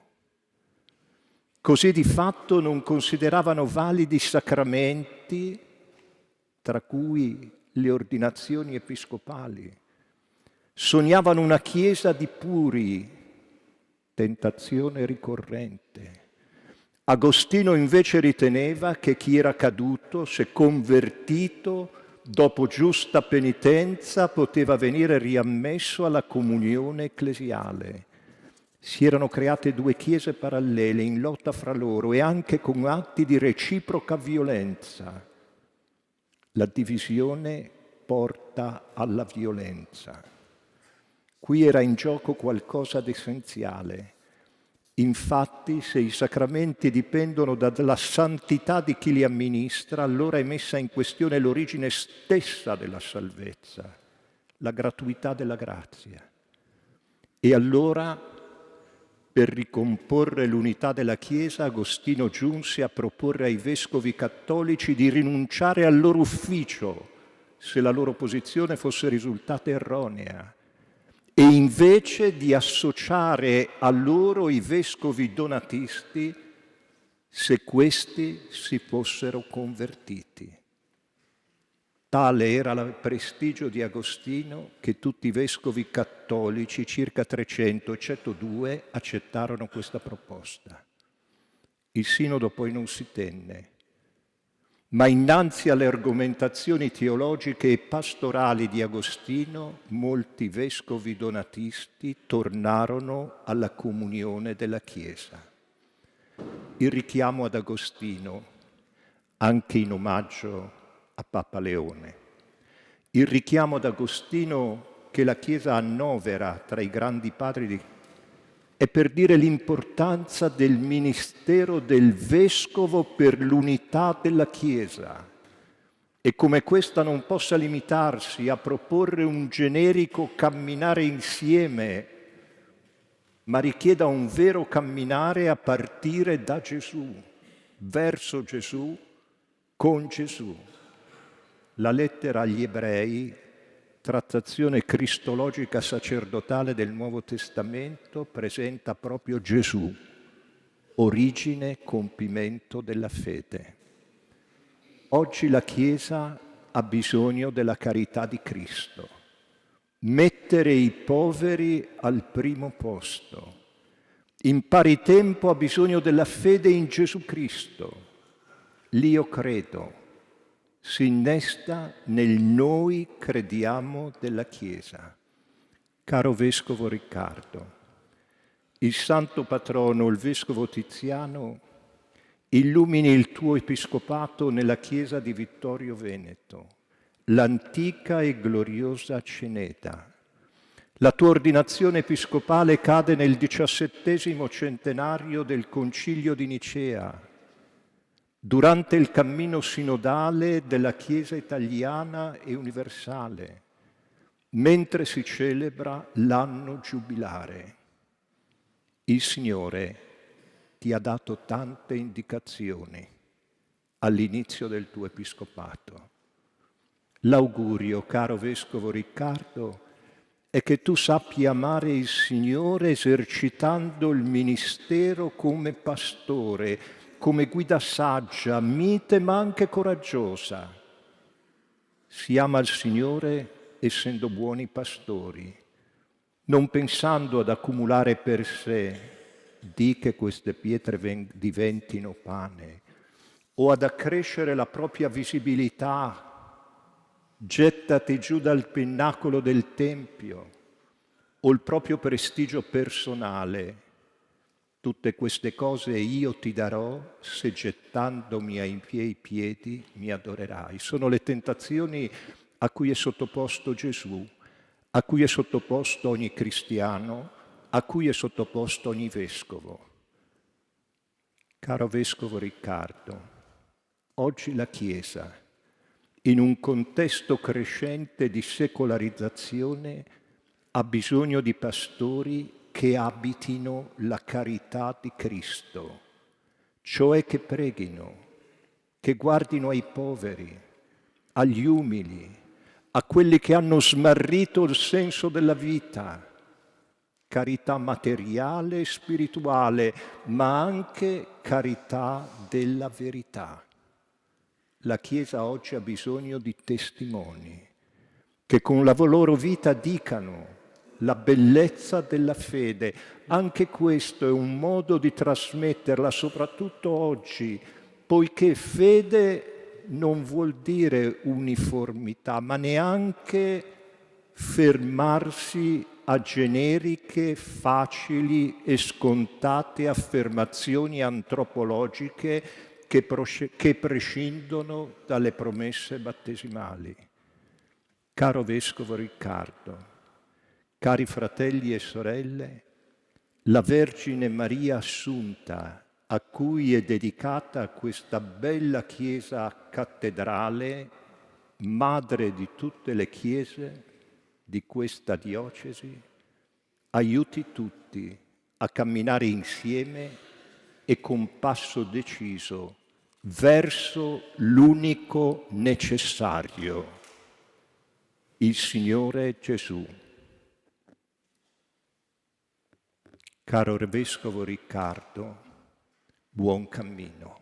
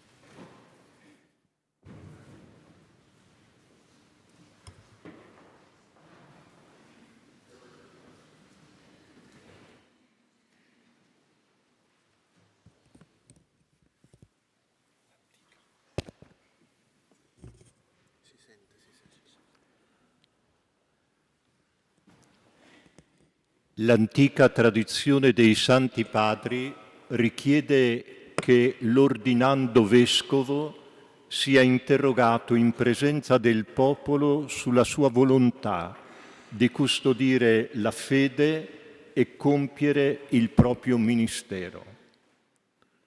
Vuoi, fratello carissimo, adempiere fino alla morte il ministero a noi affidato dagli Apostoli, che noi ora trasmettiamo a te mediante l'imposizione delle mani con la grazia dello Spirito Santo? Sì, lo voglio. Vuoi predicare con fedeltà e perseveranza il Vangelo di Cristo? Sì, lo voglio. Vuoi custodire puro e integro il deposito della fede secondo la tradizione conservata sempre e dovunque nella Chiesa fin dai tempi degli Apostoli? Sì, lo voglio. Vuoi edificare il corpo di Cristo che è la Chiesa, perseverando nella sua unità, insieme con tutto l'ordine dei vescovi, sotto l'autorità del successore del beato Apostolo Pietro? Sì, lo voglio. Vuoi prestare fedele obbedienza al successore del beato Apostolo Pietro? Sì, lo voglio. Vuoi prenderti cura con amore di padre del popolo santo di Dio e con i presbiteri e i diaconi tuoi collaboratori nel ministero guidarlo sulla via della salvezza? Sì, lo voglio. Vuoi essere sempre accogliente e misericordioso nel nome del Signore verso i poveri e tutti i bisognosi di conforto e di aiuto? Sì, lo voglio. Vuoi, come buon pastore, andare in cerca delle pecore smarrite per riportarle all'ovile di Cristo? Sì, lo voglio. Vuoi pregare senza mai stancarti, Dio Onnipotente, per il suo santo popolo ed esercitare in modo irreprensibile il ministero del sommo sacerdozio? Sì, con l'aiuto di Dio lo voglio. Dio, che ha iniziato in te la sua opera, la porti a compimento.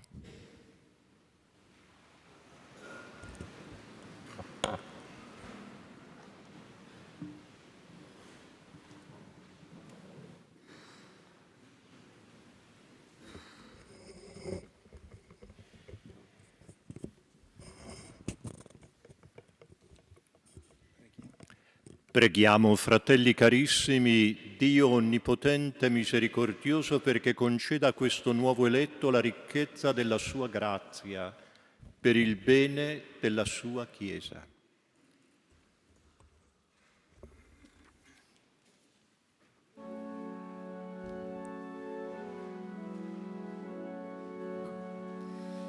Signore, pietà.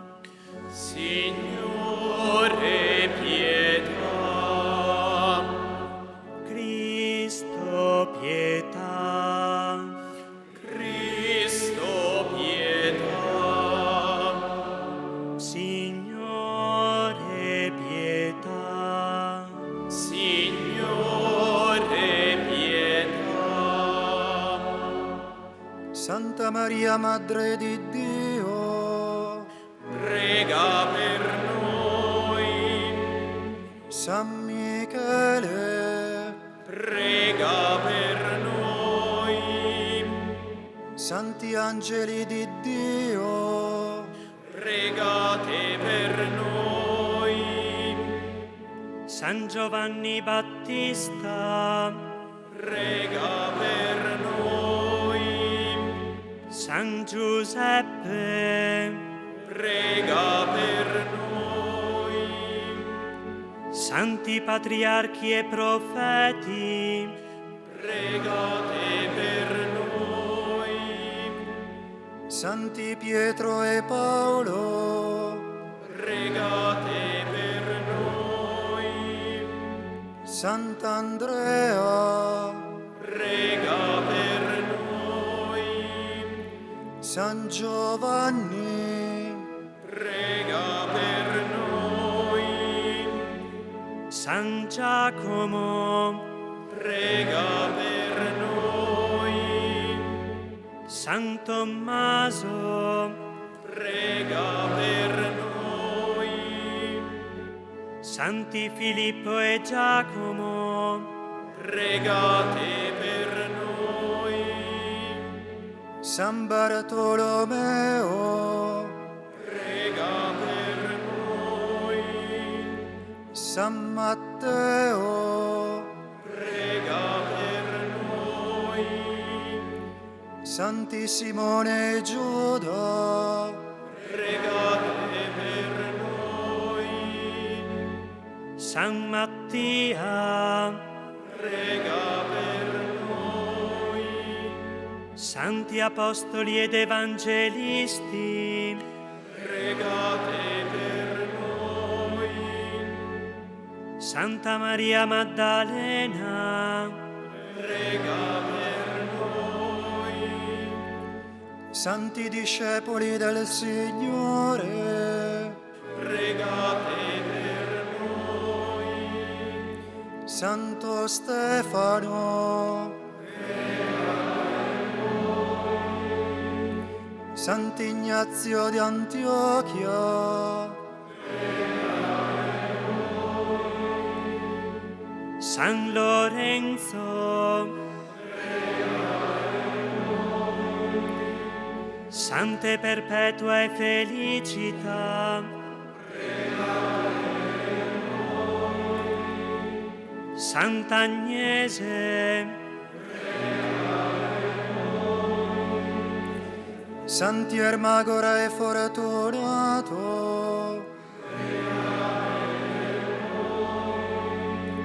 Santa Augusta, Santi Martiri di Cristo, San Gregorio, Sant'Agostino, Sant'Atanasio, San Basilio, San Prosdocimo, San Cromazio, San Martino, San Tiziano, San Magno, San Venanzio Fortunato,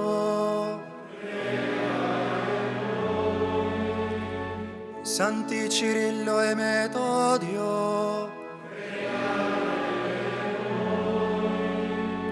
San Benedetto,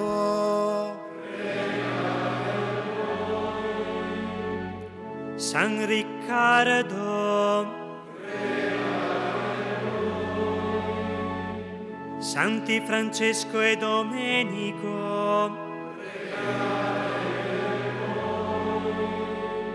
San Francesco Saverio,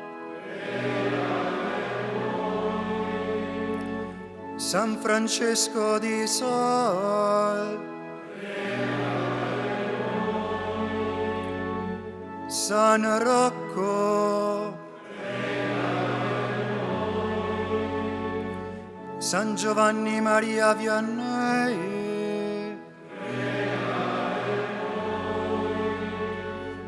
San Leonardo Murialdo, San Luigi Guanella, San Pio X,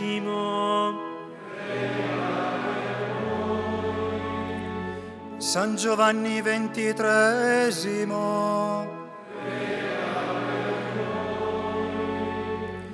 San Paolo VI,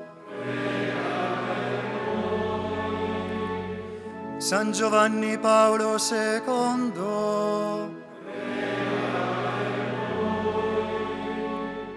Santa Caterina da Siena, Santa Teresa di Gesù,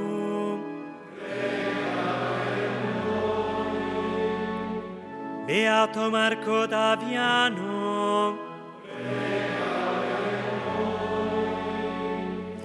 Beato Luigi Tezza, Beato Giuseppe Toniolo, Beato Claudio Granzotto, Beato Giovanni Paolo I,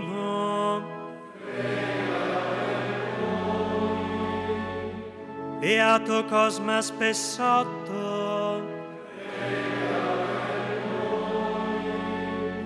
Beata Giuliana da Collalto, Beata Maria Pia Mastena, Santi e Sante di Dio,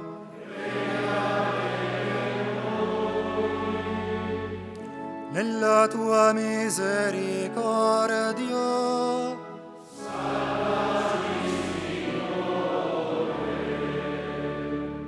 da ogni male,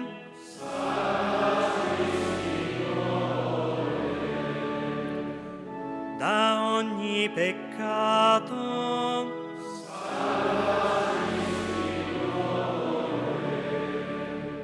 dalla morte eterna,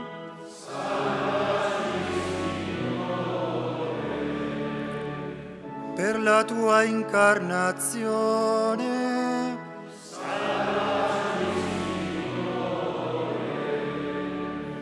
per la tua morte e risurrezione,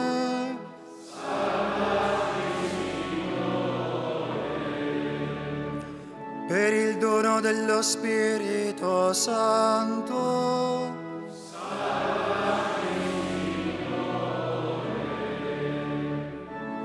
noi peccatori ti preghiamo.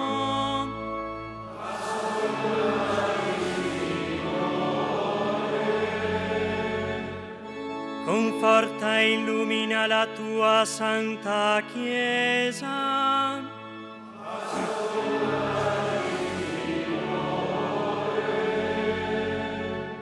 Proteggi il Papa, i Vescovi, i sacerdoti e tutti i ministri del Vangelo.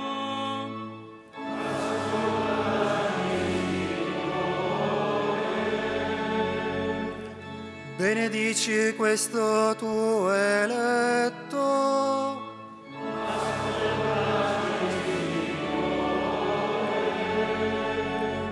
Benedici e santifica questo tuo eletto.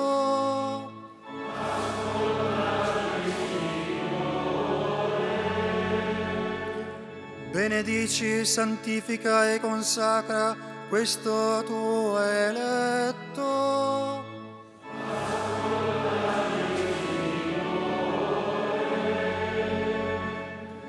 Manda nuovi operai nella tua messe.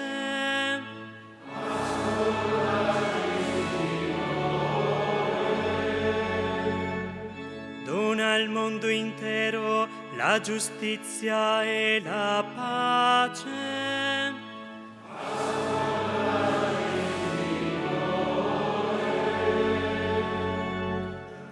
Aiuta e conforta tutti coloro che sono nella prova e nel dolore.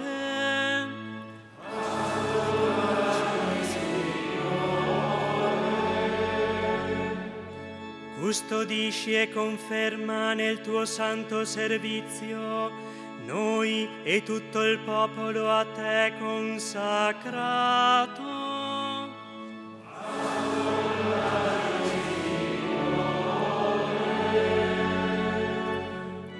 Gesù, Figlio del Dio vivente, ascolta la nostra supplica.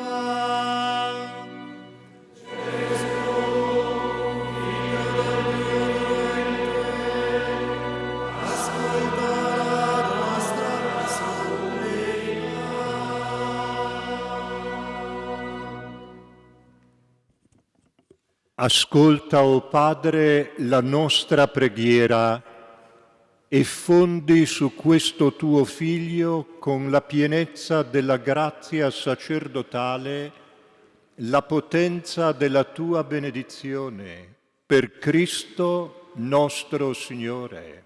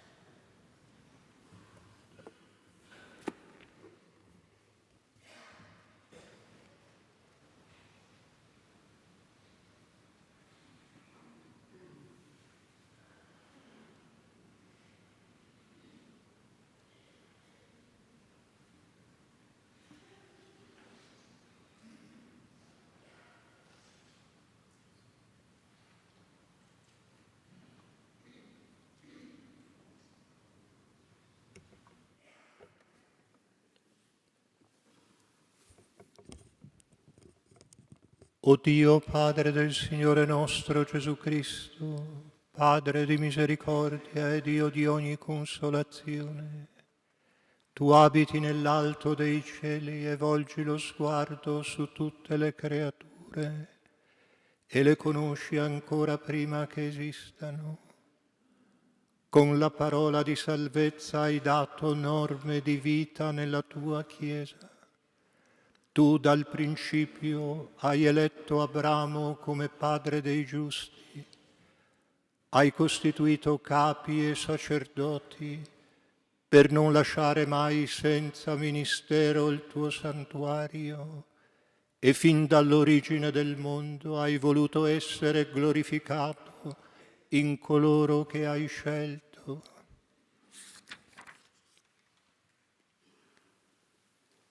Insieme. E fondi ora sopra questo eletto la potenza che viene da te, o Padre. Il tuo Spirito che regge e guida, tu lo hai dato al tuo diletto Figlio Gesù Cristo, ed Egli lo ha trasmesso ai Santi Apostoli, che nelle diverse parti della terra hanno fondato la Chiesa come santuario e a gloria e lode perenne del tuo nome. O Padre, che conosci i segreti dei cuori, concedi a questo tuo servo, da te eletto all'Episcopato, di pascere il tuo santo gregge e di compiere in modo irreprensibile la missione del sommo sacerdozio. Egli ti serva notte e giorno, per renderti sempre a noi propizio e per offrirti i doni della tua santa Chiesa. Con la forza dello Spirito del sommo sacerdozio abbia il potere di rimettere i peccati secondo il tuo mandato. Disponga i ministeri della Chiesa secondo la tua volontà. Sciolga ogni vincolo con l'autorità che hai dato agli Apostoli, per la mansuetudine e la purezza di cuore, sia offerta viva a te gradita per Cristo tuo Figlio.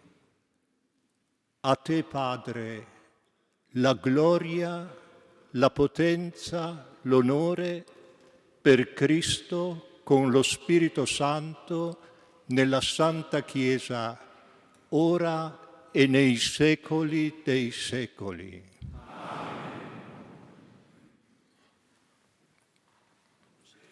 Possiamo sedere.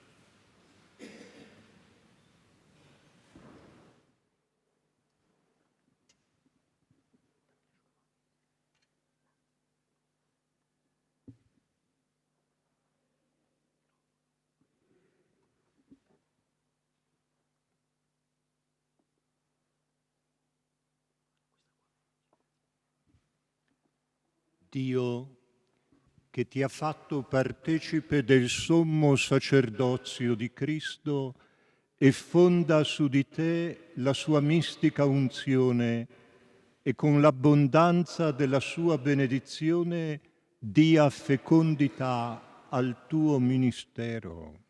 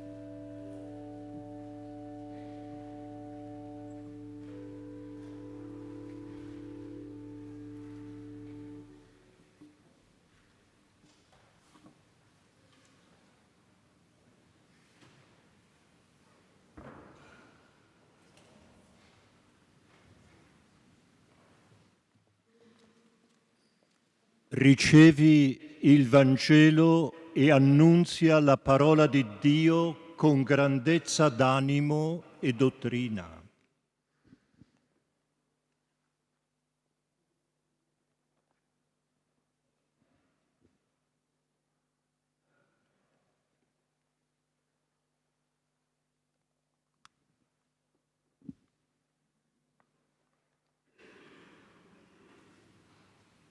Ricevi l'anello, segno di fedeltà e nell'integrità della fede e nella purezza della vita, custodisci la Santa Chiesa, sposa di Cristo.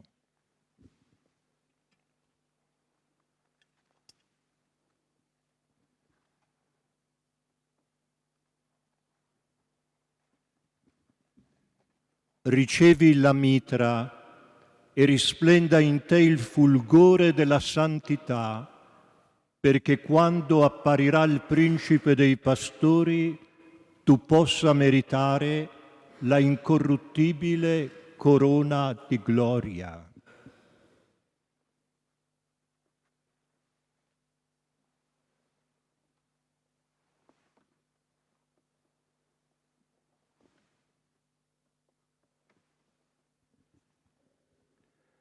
Ricevi il pastorale, segno del tuo ministero di pastore, abbi cura di tutto il gregge nel quale lo Spirito Santo ti ha posto come vescovo, a reggere la Chiesa di Dio.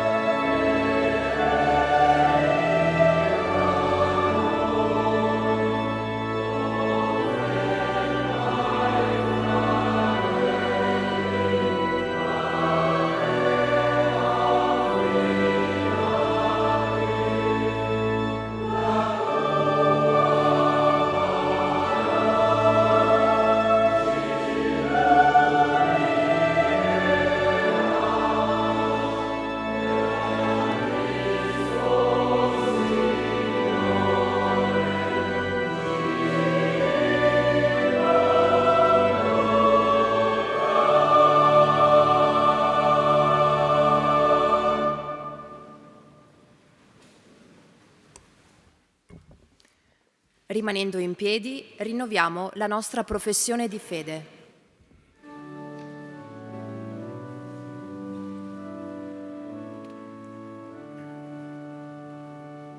Credo, Signore. Amen.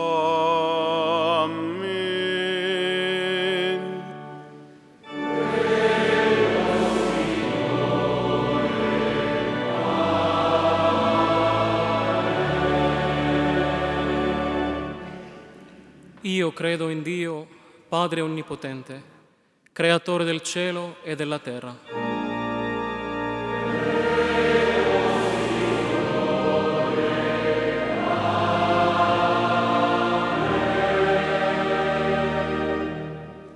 Credo in Gesù Cristo, suo unico Figlio, nostro Signore, il quale fu concepito di Spirito Santo, nacque da Maria Vergine, patì sotto Ponzio Pilato, fu crocifisso, morì e fu sepolto. Discese agli inferi, il terzo giorno risuscitò da morte, salì al cielo, siede alla destra di Dio, Padre Onnipotente. Di là verrà a giudicare i vivi e i morti.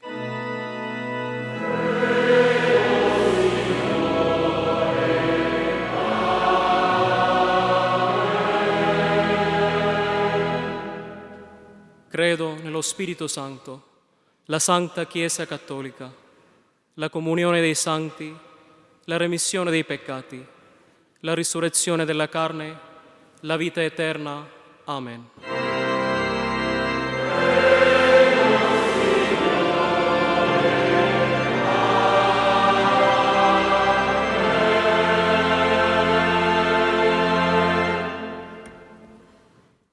Possiamo sedere. Saranno ora portati all'altare e consegnati nelle mani del Vescovo Presidente il pane, il vino e l'acqua per il sacrificio e le offerte per le necessità della Chiesa e per i poveri.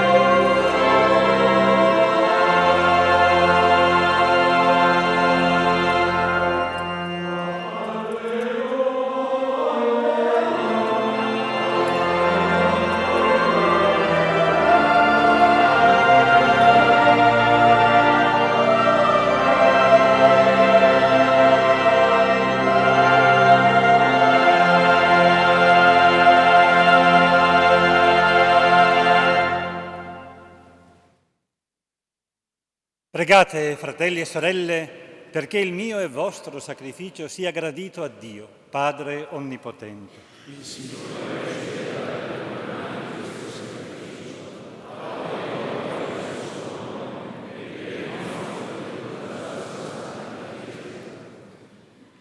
Salgano a te, o Signore, le nostre preghiere, insieme all'offerta di questo sacrificio, perché, purificati dal tuo amore, possiamo accostarci al sacramento della tua grande misericordia.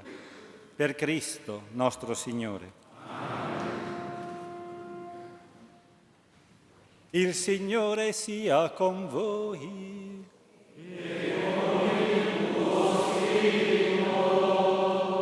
In alto i nostri cuori.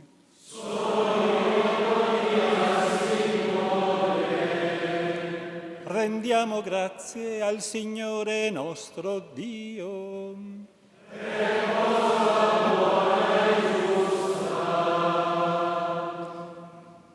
È veramente cosa buona e giusta, nostro dovere e fonte di salvezza, proclamare sempre la tua gloria, o Signore, e soprattutto esaltarti in questo tempo nel quale Cristo, nostra Pasqua, si è immolato. Offrendo il suo corpo sulla croce, diede compimento ai sacrifici antichi e donandosi per la nostra redenzione, divenne altare, agnello e sacerdote. Per questo mistero, nella pienezza della gioia pasquale, l'umanità esulta su tutta la terra e le schiere degli angeli e dei santi cantano senza fine l'inno della tua gloria.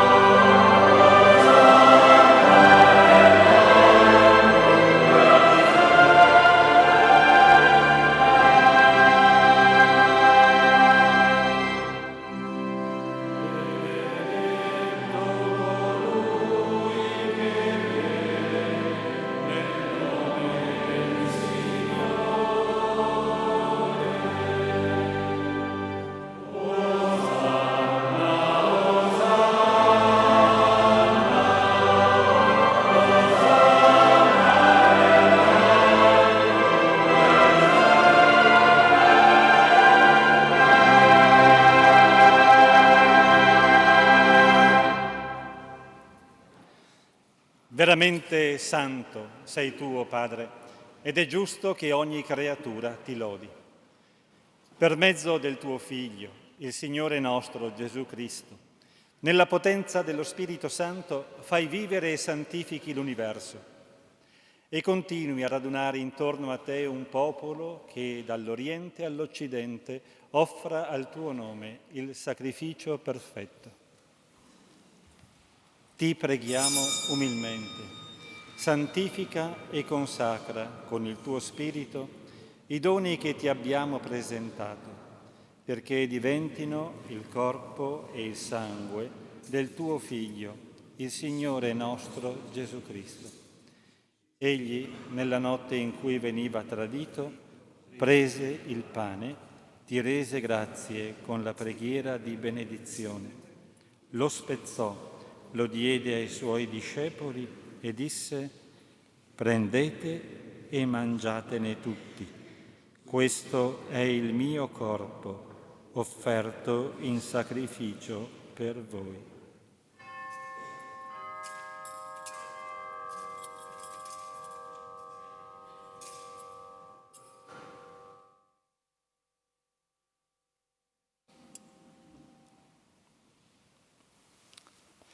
Allo stesso modo, dopo aver cenato, prese il calice, ti rese grazie con la preghiera di benedizione, lo diede ai suoi discepoli e disse: prendete e bevetene tutti.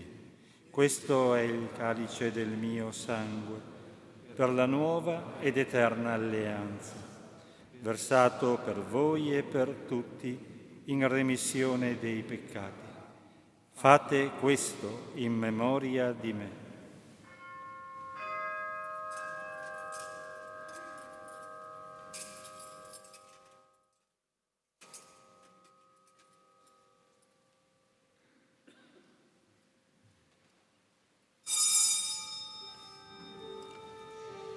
Mistero della fede.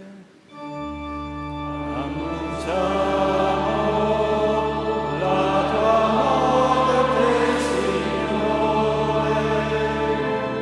Proclamiamo la tua risurrezione nell'attesa della tua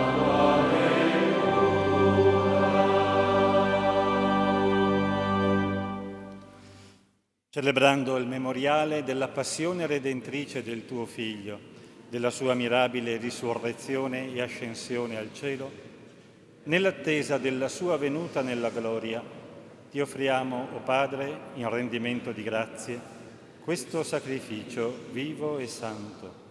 Guarda con amore e riconosci nell'offerta della tua Chiesa la vittima immolata per la nostra redenzione. E a noi che ci nutriamo del corpo e del sangue del tuo Figlio, dona la pienezza dello Spirito Santo, perché diventiamo in Cristo un solo corpo e un solo Spirito. Lo Spirito Santo faccia di noi un'offerta perenne a te gradita, perché possiamo ottenere il regno promesso insieme con i tuoi eletti, con la Beata Maria Vergine e Madre di Dio, San Giuseppe suo sposo, con i tuoi santi apostoli, gloriosi martiri, San Tiziano e tutti i santi nostri intercessori presso di te. Ti preghiamo, Padre, questo sacrificio della nostra riconciliazione doni pace e salvezza al mondo intero. Conferma nella fede e nell'amore la tua Chiesa, pellegrina sulla terra, il tuo servo e il nostro Papa Leone, il nostro fratello, il Vescovo Riccardo, l'Ordine Episcopale, i presbiteri, i diaconi e il popolo che tu hai redento. Assisti nel suo ministero il nostro fratello Riccardo, che oggi è stato ordinato Vescovo della Chiesa di Vittorio Veneto. Donagli la sapienza e la carità degli Apostoli, perché guidi il tuo popolo nel cammino della salvezza.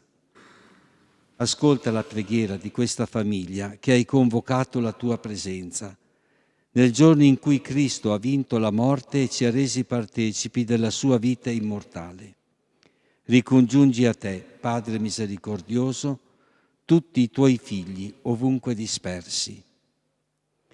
Accogli nel tuo regno i nostri fratelli e sorelle defunti e tutti coloro che in pace con te hanno lasciato questo mondo.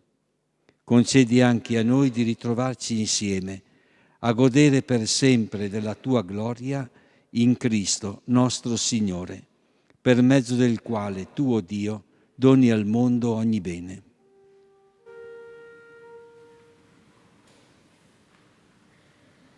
Per Cristo, con Cristo e in Cristo, a te, Dio Padre Onnipotente, nell'unità dello Spirito Santo, ogni onore e gloria per tutti i secoli dei secoli.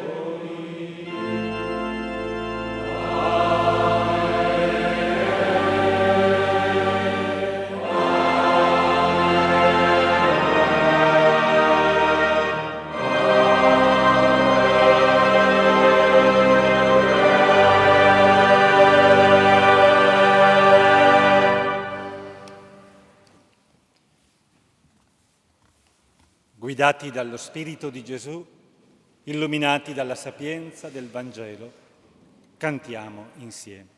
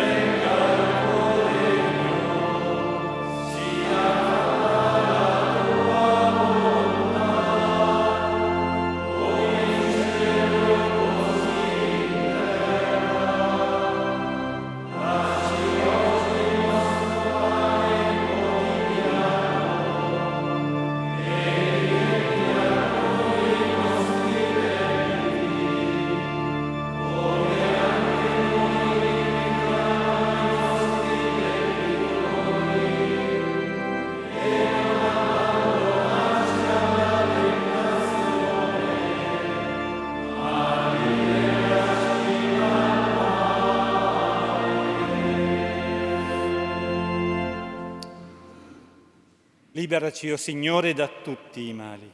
Concedi la pace ai nostri giorni. E con l'aiuto della Tua misericordia vivremo sempre liberi dal peccato, sicuri da ogni turbamento, nell'attesa che si compia la beata speranza e venga il nostro Salvatore, Gesù Cristo.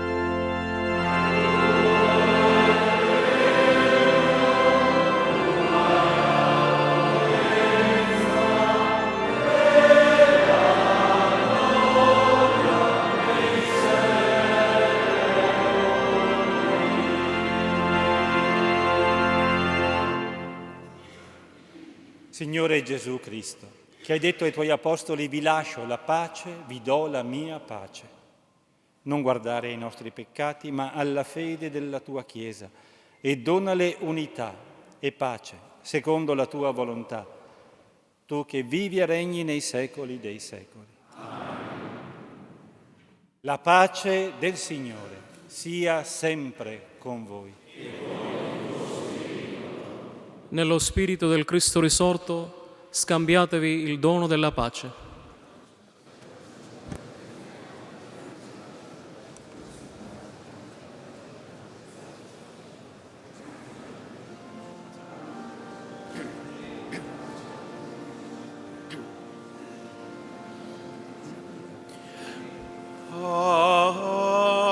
Agnus Dei,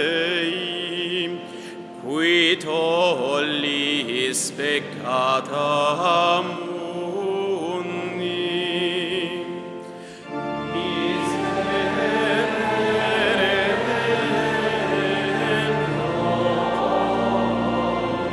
nobis. Agnus Dei, qui tollis peccata mundi,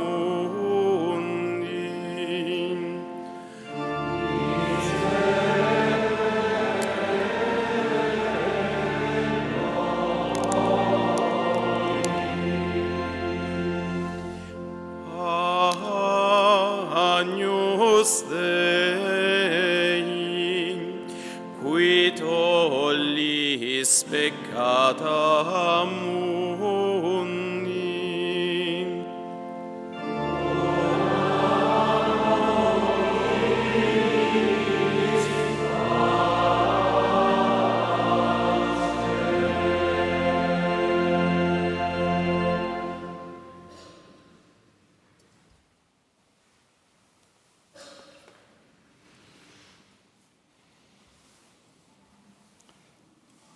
Ecco l'agnello di Dio, ecco colui che toglie i peccati del mondo.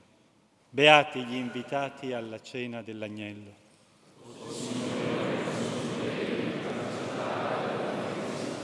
Ma di soltanto una parola.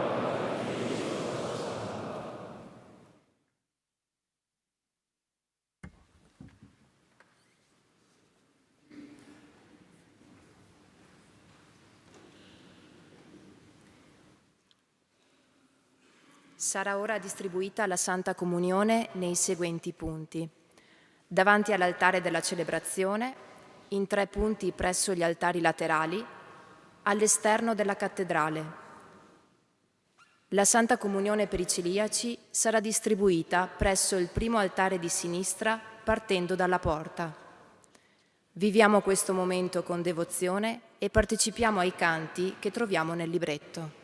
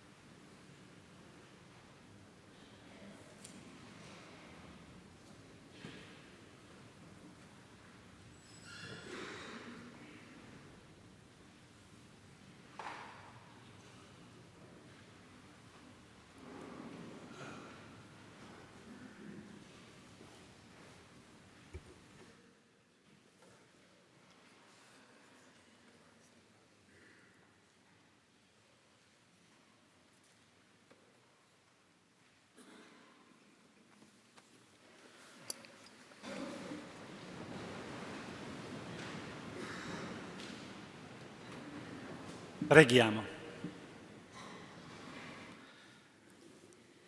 Dio Onnipotente, che nella risurrezione di Cristo ci fai nuove creature per la vita eterna, accresci in noi i frutti del sacramento pasquale e infondi nei nostri cuori la forza di questo nutrimento di salvezza. Per Cristo nostro Signore.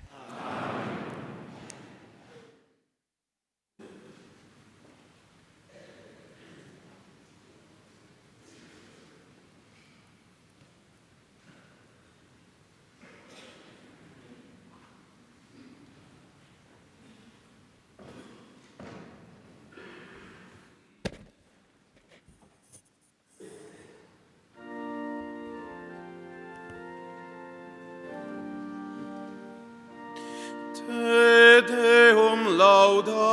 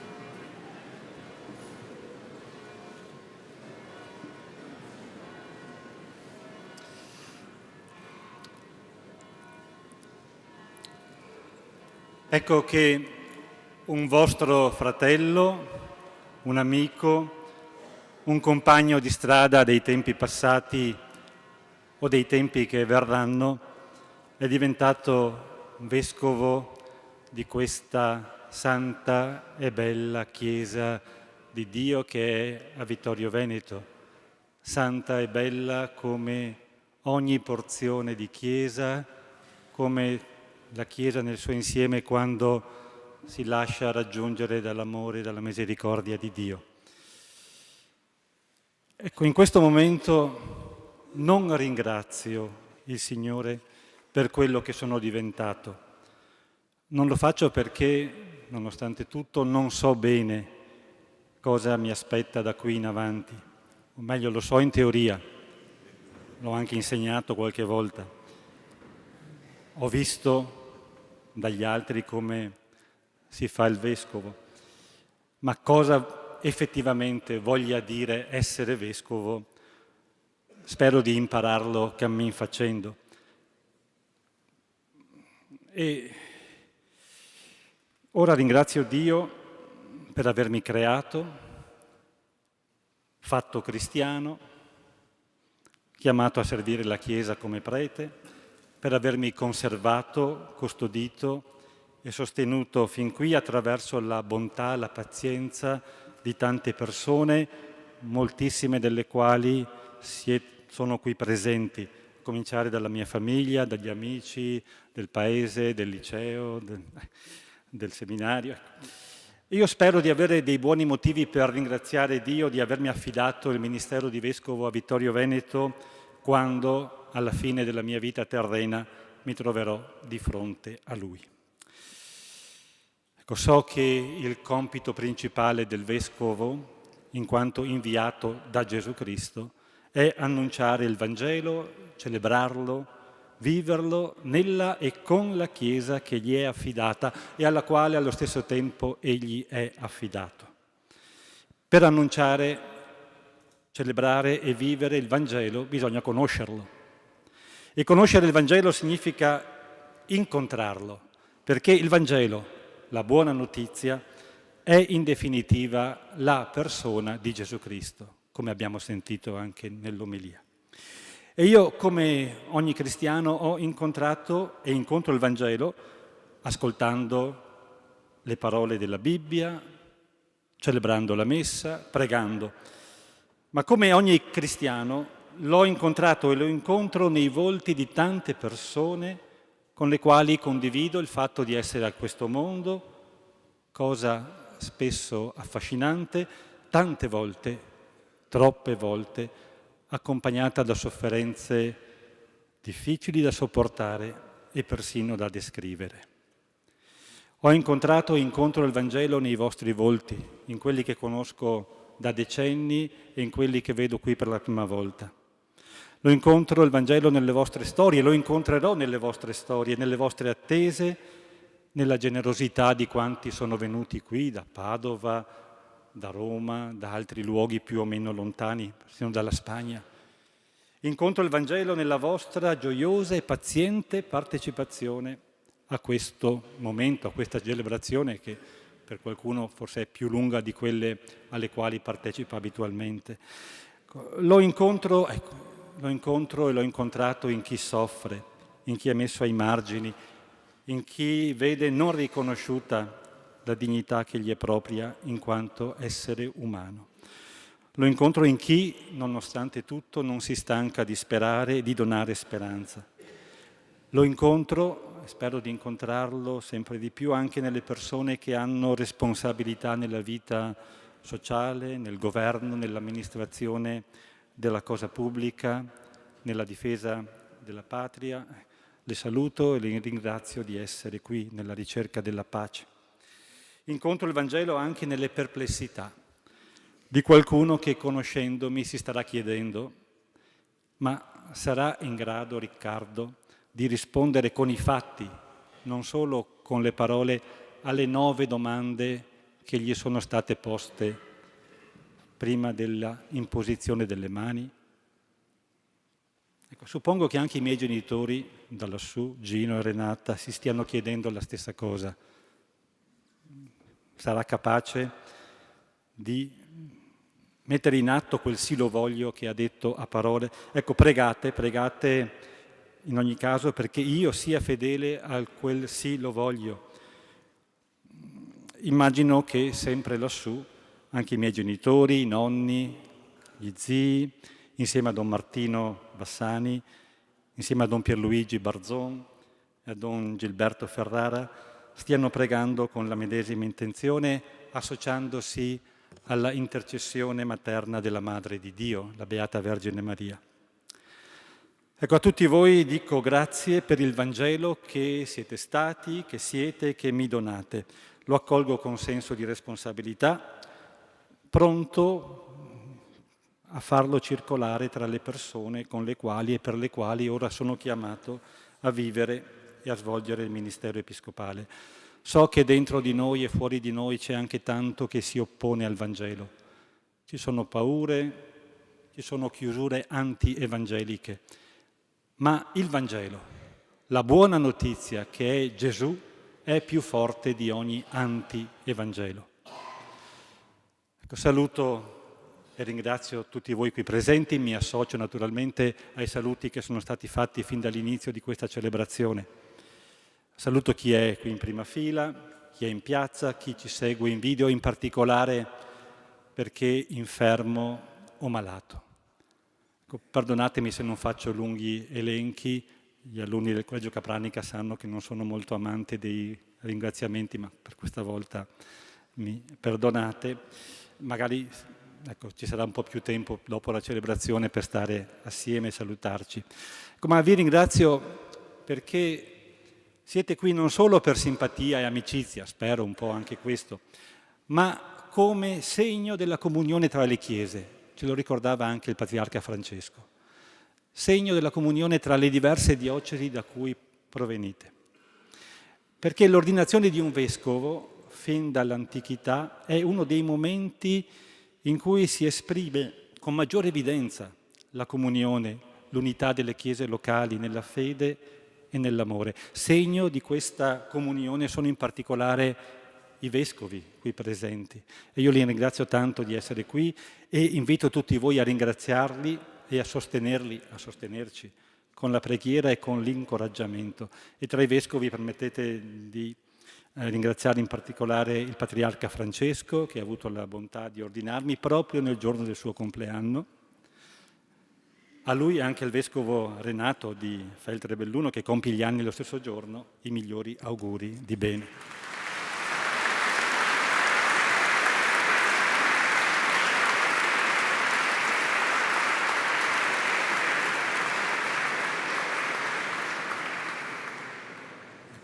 Alla Chiesa di Dio che è in Vittorio Veneto, al presbiterio, ai diaconi, ai religiosi, alle religiose, a tutti i fedeli, ai giovani, alle famiglie, agli anziani, a chi si trova a suo agio in questa Chiesa e a chi magari la guarda con un po' di distacco, a tutti il mio grazie per la fiduciosa simpatia con la quale mi avete atteso e accolto. C'era nella mia stanza, lo sanno gli alunni, un disegno fatto da, penso, un bambino di una scuola di Ceggia. Ti aspettiamo. Ecco, in questi mesi mi ha accompagnato questo bel disegno in cui appunto qualcuno a nome di tutti diceva questa attesa. Ecco, ho detto poco fa che non mi dilungo in elenchi, però permettetemi alcune eccezioni, sono sei eccezioni possono andare. La prima è per Papa Francesco di felice memoria. Confidando nella sua intercessione, ora che ha raggiunto la meta, lo ringrazio per la fiducia che ha posto in me e allo stesso tempo confermo l'obbedienza che ho espresso poco fa all'attuale Vescovo di Roma, a Papa Leone XIV, successore dell'Apostolo Pietro. La seconda eccezione è per la Chiesa di Padova. Grazie al Vescovo Claudio, al Vescovo Antonio, al seminario con la sua biblioteca, alla facoltà teologica, ai miei compagni di ordinazione, a tutto il presbiterio, alla parrocchia di Fellette, al suo parroco Don Teresio le altre parrocchie che mi hanno accolto come cooperatore festivo. Non sono mai stato parroco né neanche vicario parrocchiale, quindi però come cooperatore festivo è stato bello vivere l'esperienza della comunità parrocchiale. La terza eccezione è per un grande grazie alla comunità con la quale ho vissuto, gioito, in qualche occasione anche patito, penso al Covid, in altri momenti, dall'ottobre 2019 a oggi. Ecco, non sarei qui se non avessi percorso questi anni insieme con alunni, formatori. Ecco, ringrazio la Commissione Episcopale, i formatori con cui abbiamo collaborato in questi 6 anni, gli alunni, gli ex alunni dell'Almo Collegio Capranica, e chiedo anche scusa, ma so che l'avete fatto volentieri, per questa corsa, un lungo viaggio da stamattina fino a poco fa da Roma a Vittorio Veneto e poi domani ancora a Roma, in giorni vicini agli esami, quindi un po', non so se hanno studiato durante il viaggio, ma ho qualche dubbio. E con loro ringrazio anche la Diocesi di Roma, che mi ha accolto in questi 6 anni. Poi c'è un'altra eccezione, la quarta eccezione è per l'Associazione Teologica Italiana, qui rappresentata il vicepresidente e segretario, un membro del Consiglio di Presidenza. Ecco, una comunità di persone, di uomini e donne che è stata ed è tanto importante nell'aiutarmi a pensare, a vivere la fede. La quinta eccezione per un saluto pieno di gratitudine al Vescovo Corrado, che dal Brasile, dove vive ora la sua missione, abbiamo sentito, si unisce alla nostra preghiera. Io l'ho contattato ieri sera e mi ha appunto confermato questa comunione di preghiera. Grazie a Vescovo Corrado. E infine, una sesta e ultima eccezione, un grande grazie a tutti coloro che, assieme a Monsignor Martino Zagonella e guidati da lui, tanto hanno fatto nei mesi scorsi per accompagnare nel migliore dei modi la diocesi all'accoglienza del nuovo vescovo, per organizzare il momento che stiamo vivendo con tutti i suoi complessi dettagli. Grazie, grazie. Ecco, non ho altro da dire per ora, se non ricordarvi che per quanto la vita possa essere complicata, e spesso lo è, abbiamo un punto di riferimento per non sentirci disorientati. È Gesù, il Cristo, il Figlio di Dio, è Lui la nostra pace, la nostra speranza.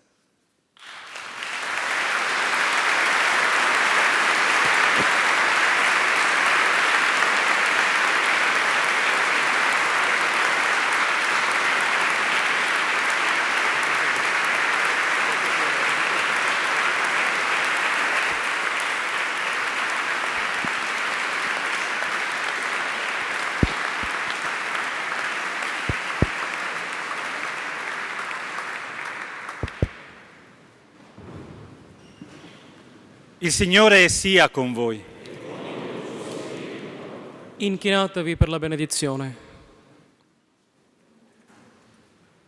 Dio nostro Padre, che vegli sempre sul tuo popolo e lo governi con indulgenza e amore, arricchisci dello spirito di sapienza tutti coloro che hai posto come maestri e guide nella tua Chiesa, perché il progresso spirituale del gregge si trasformi in gioia eterna per i pastori.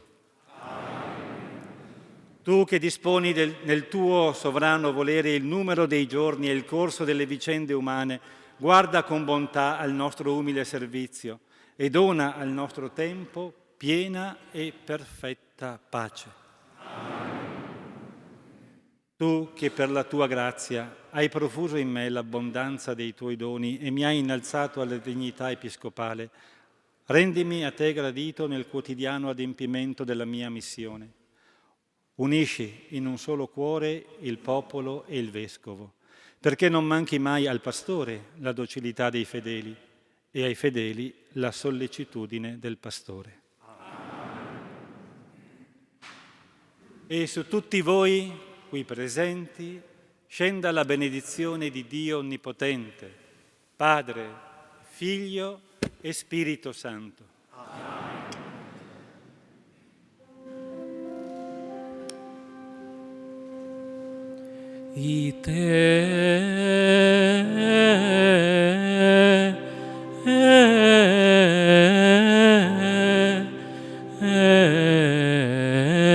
missa est.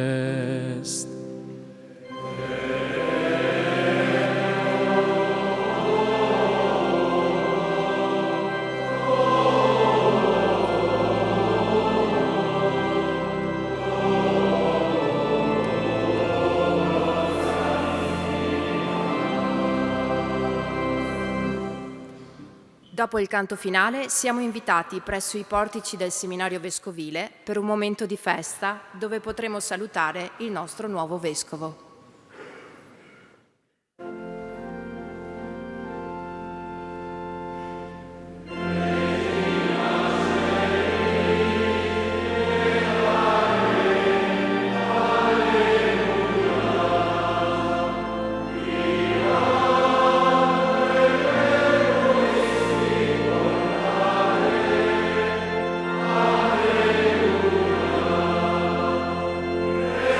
Alleluia.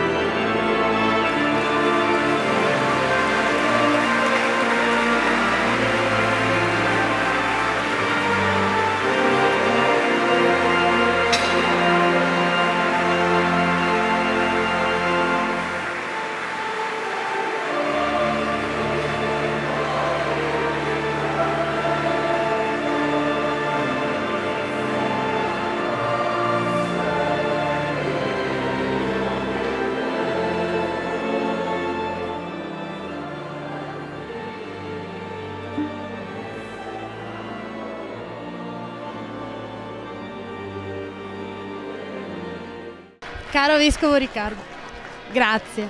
Beh, intanto un grazie per il suo sì, per il quale, come ci ha chiesto, non mancheremo di pregare. Grazie. Grazie per il vostro lavoro, grazie per il vostro servizio per aiutare gli altri, penso in particolare alle persone ammalate o inferme che non hanno potuto essere presenti, magari le avrebbero anche desiderato, hanno potuto grazie a voi. Ecco, e così li saluto con un modo tutto particolare, una preghiera per loro, e chiedo anche a loro che preghino anche per la Chiesa di Vittorio Veneto, per il Vescovo, ecco, in comunione.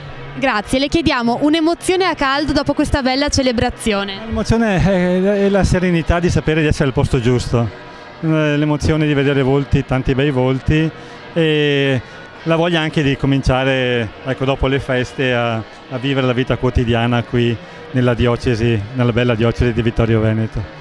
Grazie, come ci ha invitato Patriarca Moraglia, non mancheremo di camminare insieme alla luce di Gesù. Con Gesù, sapendo che Lui ci guida in maniera molto discreta, ma ci permette di andare avanti nella speranza. Come ci ha invitato Patriarca Moraglia, non mancheremo di camminare insieme alla luce di Gesù. Con Gesù, sapendo che Lui ci guida in maniera molto discreta, ma ci permette di andare avanti nella speranza. Adesso grazie. Vado perché altrimenti grazie, certamente.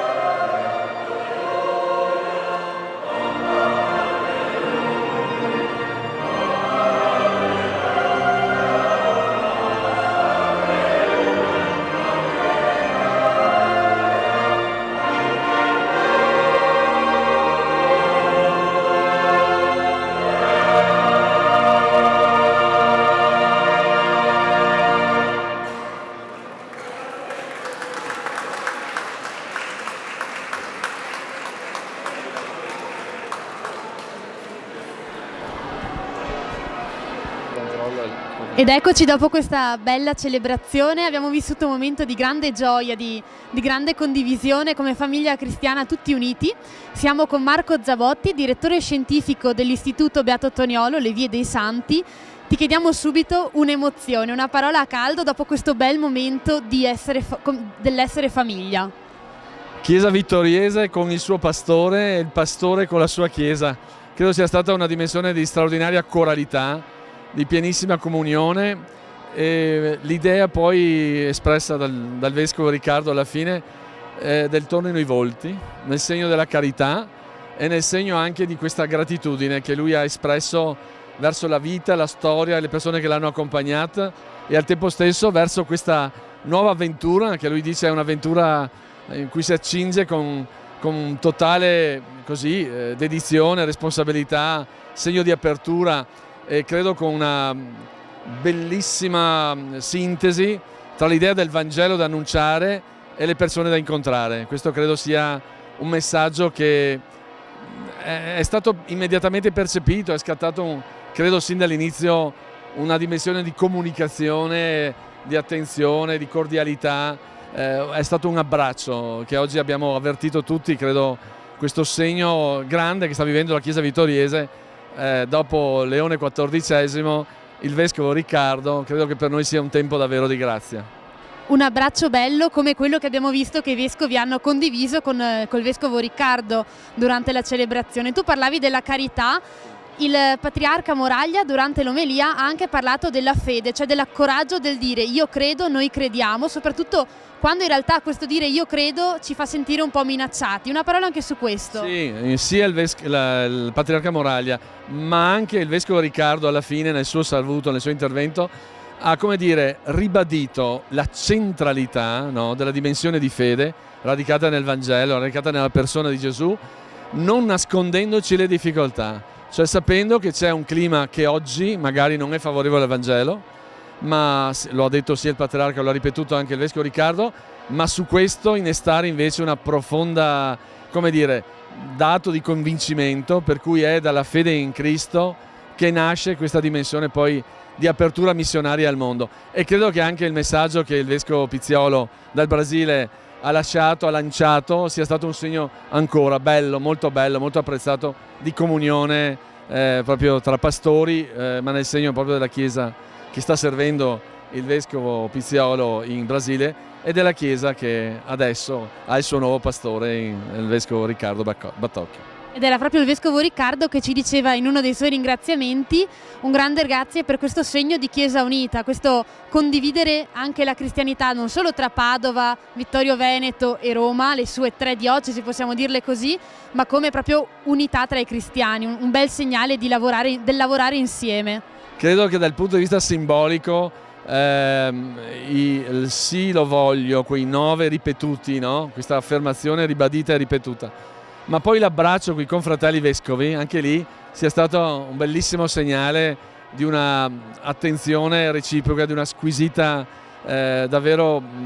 cordialità, ma nel segno di una fraternità, nel segno della convivialità, nel segno di una dimensione di Chiesa unita.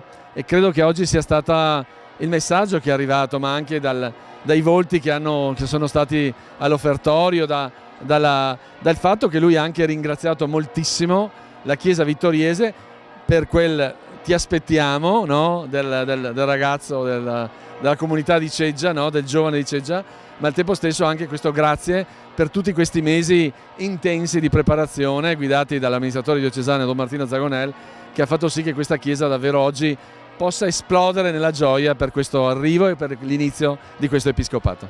Grazie Marco, noi adesso ripassiamo la linea al seminario. Grazie a voi. Sì, bentornati. Ci troviamo in seminario al termine della celebrazione di ordinazione episcopale ed ingresso nella diocesi di Vittorio Veneto di Monsignor Riccardo Battocchio. È terminata pochissimi minuti fa una lunga, intensa celebrazione, tantissime le persone arrivate a Vittorio Veneto da tutte le parti della diocesi. Siamo in compagnia di Alessandro Toffoli, giornalista dell'Azione. Quali sono le emozioni emerse in questa cerimonia? Emozioni sicuramente tante, è comunque arrivato un nostro nuovo pastore, è stata una messa, come dicevi, molto lunga, dirò anche dal punto di vista climatico importante per resistere, perché appunto c'era poco ossigeno secondo me in chiesa con tutta quella gente arrivata molto prima dell'inizio, avevano trovato posto anche seduti sugli altari, qualcuno si era portato le sedie da casa e quindi c'era molta partecipazione, e mi ha colpito in particolare come rispondessero anche al canto con proprio una forza, che non erano solo i sacerdoti che cantavano, i vescovi, ma proprio tutta l'assemblea. E speriamo di non aver abituato troppo bene il vescovo e speriamo che le prossime celebrazioni possano essere così partecipate. E per quanto riguarda l'impressione che ho avuto è di un vescovo emozionato, si è visto già da quando ha fatto il suo ingresso in processione verso la cattedrale.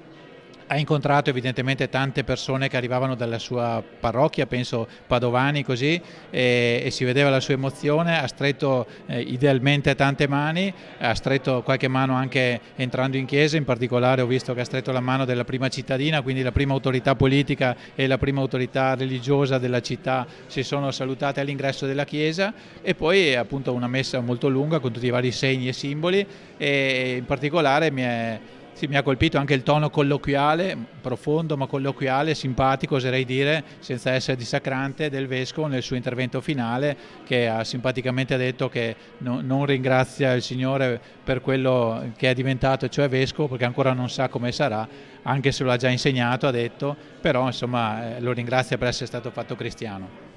E tra pochissimi minuti il Vescovo ci raggiungerà per salutare le autorità che sono giunte a Vittorio Veneto. C'era il prefetto Angelo Sidoti, c'era la sindaca di Vittorio Veneto Mirella Bagliana, il presidente della provincia di Treviso Stefano Marcon, il vicequestore e poi altre autorità, addirittura il sindaco della Sua Romano De Zelino. Monsignor Battocchio si è presentato come un amico, un fratello, un compagno di strada che è diventato vescovo di questa chiesa. Il senso di un uomo in cammino con la sua chiesa di Vittorio Veneto. Esatto, ha citato più volte la nuova comunità, ha parlato con le persone, delle persone, dei suoi sacerdoti, ha chiesto, diciamo, tra virgolette, un aiuto, ha fatto anche un riferimento implicito al Papa Francesco, quando Papa Francesco, ricordate, diceva sempre per favore pregate per me, e anche lui ha invitato a pregare persino i suoi genitori dal cielo, a pregare per lui, per questa nuova avventura che conta di fare comunque parte con tanto entusiasmo con questa nuova comunità vittoriese, nella quale mi sembra sia entrato in modo, diciamo, in punta di piedi e in modo molto elegante, però mi sembra che sia convinto e appassionato. Il Patriarca di Venezia, Monsignor Moraglia, ha sottolineato l'importanza della collegialità tra le chiese e il senso di una comunione del Vescovo con la sua chiesa e tra le chiese. Si è ispirata proprio in questa celebrazione. Certo, anche il Vescovo Riccardo ha sottolineato questo aspetto, facendo notare che c'era la chiesa vittoriese, c'era la chiesa padovana, c'era la chiesa del suo collegio Capranica di Roma, quindi anche qui c'era una comunione di chiese, e in particolare poi c'era il Vescovo ortodosso, quindi è una cosa che hanno detto entrambi, e evidentemente è una cosa in cui credono. Il Patriarca Moraglia nella sua omelia durante il rito di ordinazione ha ricordato l'importanza di del senso di coralità e del senso di carità della figura del Vescovo. Quali saranno secondo lei le prime azioni di Battocchio qui? Beh, tanto non darmi del lei che sono vecchio, ma non così vecchio. Io credo che lui abbia sicuramente non ha ovviamente esperienza da vescovo perché è appena stato eletto, però ha tanta esperienza, diciamo, di insegnamento, è di altissimo profilo dal punto di vista teologico, e quindi sicuramente le prime azioni che farà non le so, però sicuramente dal punto di vista, diciamo, della preparazione siamo in una botte di ferro. Allora chiedo alla regia se possiamo rimandare la linea, e adesso attendiamo qui il Vescovo e ci ricolleghiamo tra poco. Ed eccoci tornati per l'ultimo saluto davanti alla cattedrale. Siamo con Maria Grazia Salmaso, direttrice dell'ufficio missionario diocesano, e proprio a te partiamo da una cosa detta dal Vescovo Riccardo, ovvero il saluto a Vescovo Emerito Corrado, che adesso è in Brasile accompagnando Don Paolo Salatin, Fidei Donum, proprio nella diocesi di Livramento. Questo messaggio di missionarietà, di incontro tra le chiese, cosa ci scatena nel cuore? Beh, è stato veramente delicato e sorprendente che abbia accennato e che si sia ricordato con grande entusiasmo questa bella risorsa che abbiamo, questo dono grande che abbiamo come chiese, che è proprio lo scambio fra le nostre diocesi. È bellissimo pensare che non siamo da soli, ma che siamo in questo momento collegati con i nostri fratelli e sorelle del Brasile, che sicuramente ci stanno accompagnando. Certamente la testimonianza di Monsignor Corrado, di Sua Eccellenza Pizzolo, che è in Brasile, contento di questa scelta che ha fatto, ci testimonia, ecco, una presenza di Dio e di Cristo molto forte e importante. Per cui siamo molto contenti di questo, molto felice che abbia proprio che siano qui con noi, è come se fossero qui con noi oggi, quindi bene anche perché è la prima messa in diocesi con tutti i suoi confratelli di Don Marco dal Magro che è rientrato proprio il 2 di maggio qui in diocesi, e con lui anche accompagniamo con le preghiere, oltre che il vescovo Don Paolo Salatin, che è in Brasile e che sta vivendo la sua esperienza come Fidei Donum. Quindi siamo veramente emozionati e contenti. Io sono particolarmente, è una chiesa in uscita, una chiesa aperta, una chiesa che si muove verso l'esterno, e questo è un bellissimo cammino che possiamo veramente augurarci e vivere insieme. Quindi bene. Ecco, volevo proprio chiederti, per concludere, un'emozione, una parola anche a te a caldo dopo questa bella celebrazione che, come abbiamo detto, è stata il simbolo di un abbraccio tra il Vescovo e la sua Chiesa, un bellissimo momento. Cioè, certamente quello che mi è piaciuto tantissimo, che mi ha fatto proprio muovere il cuore, è stata questa presenza e questa grande comunicazione anche con gli occhi, con i saluti che c'erano, questi grandi applausi di consenso che secondo me hanno fatto sì che anche il popolo, diciamo noi che eravamo di qua, potessimo comunicare con il Vescovo. Quindi veramente bello, grande emozione. Grazie Maria Grazia, noi rilanciamo la linea invece al seminario, a Beatrice, che si trova in questo momento all'incontro con le autorità. Sì, eccoci di nuovo in linea dal seminario. Tra pochi minuti Monsignor Battocchio arriverà all'interno della sala, dove incontrerà e saluterà le autorità che sono arrivate qui per la celebrazione in cattedrale, che ricordiamo abbiamo trasmesso ed è terminata pochi minuti fa. Sarà sicuramente un episcopato nel segno della collaborazione con le istituzioni, no Alessandro? Certo, li ha salutati all'inizio, adesso viene appunto a conoscerli, seppur in un momento abbastanza veloce. Ci sono qui in una delle sale del seminario, quella adiacente all'Aula Magna, ci sono le forze dell'ordine, vedo i comandanti dei vigili urbani, ci sono i carabinieri, le fiamme gialle, i vigili del fuoco e poi alcuni amministratori, c'è un consigliere regionale Bet, poi c'è il sindaco di Vittorio Veneto, e il prefetto, il vicequestore e altre autorità. Poi ci sarà anche un punto un attimo per la stampa, ma una cosa veloce, perché il Vescovo ha detto che aveva piacere di stare col suo popolo e quindi saluterà velocemente i giornalisti, che ovviamente porranno qualche domanda. Sarà però una cosa veloce, appunto perché già è tardi e comunque lui vuole stare col popolo che attende qui nel giardino del seminario. Non ci sono tanti sindaci perché si è ritenuto che questo fosse comunque una cerimonia di ordinazione, quindi una cerimonia religiosa. È stato dato più peso a questo che non all'insediamento, che magari poteva presupporre l'invito di tutti i sindaci. C'erano i sindaci simbolo, cioè il sindaco di Vittorio Veneto, quello di arrivo, e il sindaco di partenza di Romano De Zellino. Sì, esatto. Questo sicuramente appunto rappresenterà un momento di formalità, nel segno comunque di un episcopato che si apre con l'incontro con la comunità, che oggi si è riunita numerosissima, no? In cattedrale e all'esterno in piazza Giovanni Paolo I. Anche questo sicuramente è simbolico e significativo ulteriormente, perché racconta, ecco, dell'attesa e della trepidazione del popolo cristiano di Vittorio Vittorio Veneto, che attendeva il nuovo vescovo dopo il saluto di Monsignor Corrado Pizziolo, che è in Brasile e ha fatto recapitare, ecco, i suoi auguri a Monsignor Battocchio, e tra l'altro in un tempo particolare perché è mancato Papa Francesco, è stato eletto Papa Leone, tra l'altro c'è anche un significativo legame tra Monsignor Battocchio e Papa Prévost, perché Battocchio è stato eletto da Papa Francesco nel momento in cui al capo del Dicastero dei Vescovi c'era proprio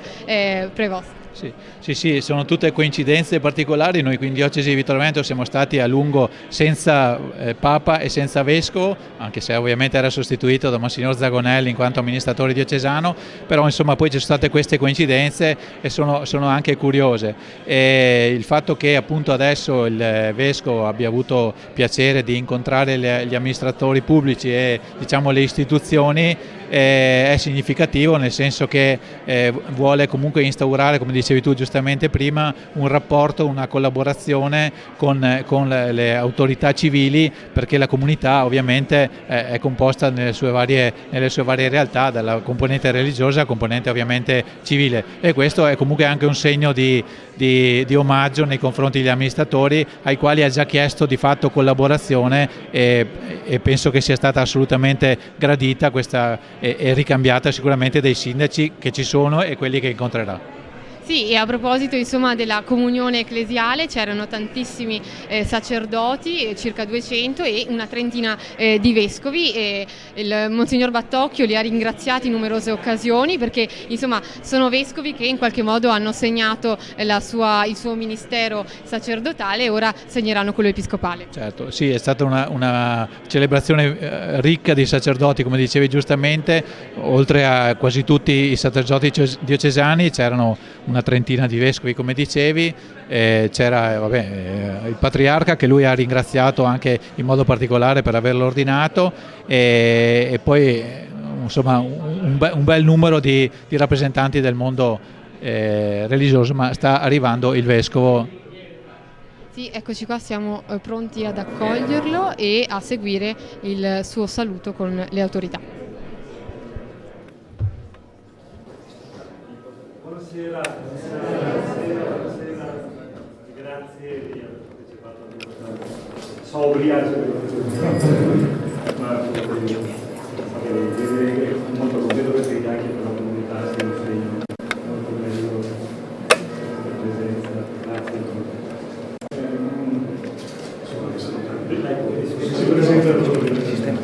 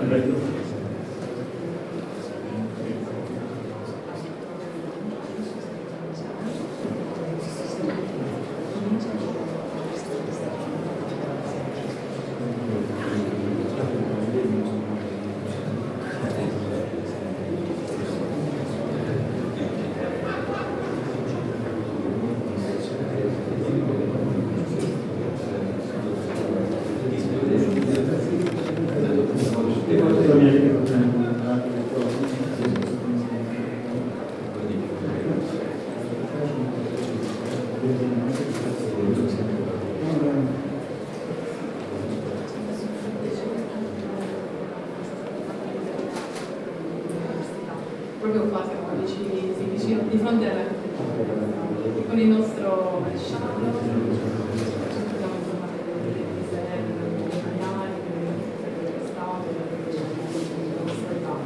dei calzini quando ci vogliono a trovare, che siamo vicini di casa.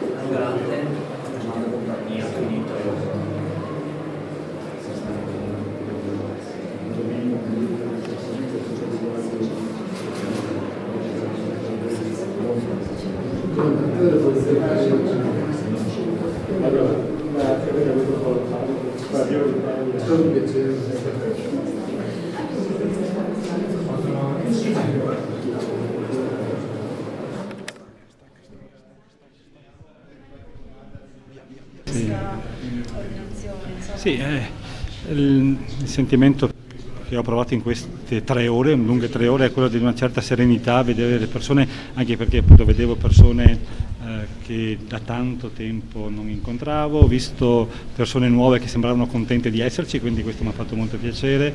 So che appunto anche la Tenda TV, la stampa ha fatto un bel servizio in questi tempi per preparare la venuta del Vescovo. Come ho detto altre volte, io arrivo per imparare, davvero, perché non ho mai fatto il Vescovo prima e so che ci sono tante persone con cui potrò imparare, preti, laici, religiosi con cui devo un po' prendere il ritmo, è stato di prendere un po' il ritmo, un ritmo che c'è già, un ritmo che continuerà, vediamo come, ma in questo momento non ho né programmi pastorali né tanti discorsi da fare oltre a quelli che ho fatto, che credo siano i più importanti, perché per un vescovo la cosa, come dicevo, è annunciare che Gesù è una buona notizia per tutti e lo spero che lo sia anche nelle cose più semplici della vita, sapere che non siamo soli in questo. Lei ha detto sì, ecco, come sì, lo grande, dicevo anche chi era collegato in video, chi non ha potuto venire, soprattutto ecco, vorrei un saluto a chi realmente non voleva e non poteva venire per motivi anche di salute, di malattia o di altri impedimenti.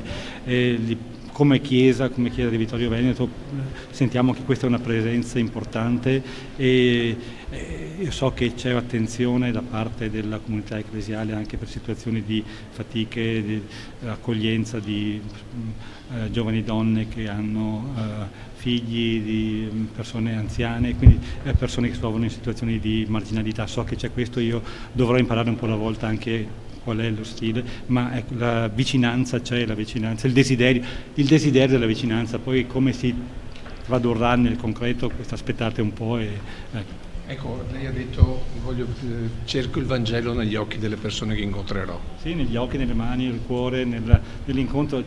Ogni persona è una buona notizia. Poi, come dicevo, anche a volte in noi questa notizia buona è un po' coperta da fatiche, a volte anche da scelte sbagliate, ma andando appunto agli occhi, al cuore, alle mani si può trovare il bene che il Signore pone su tutti, siamo sue creature, siamo suoi figli amati da lui, e questo dovrebbe aiutarci anche a guardare a ogni altra persona sapendo, come ha detto anche il Patriarca, che è amata da Dio. Non è poco questo. Lei arriva nella città della vittoria, che per voi è la città della pace. Della pace, e lei certo. sarà il vescovo della pace. Ecco, diciamo che è un desiderio grande che condivido con tanti, che sappiamo tutte le difficoltà. Io leggo i giornali come voi, quindi so che ci sono momenti in cui sembra che le cose si avvicinino a delle soluzioni, altri momenti in cui sembra tornare indietro, lo vediamo in questi giorni, però ecco, non venga meno il desiderio della pace, che è un desiderio da attuare nei rapporti interpersonali e forse anche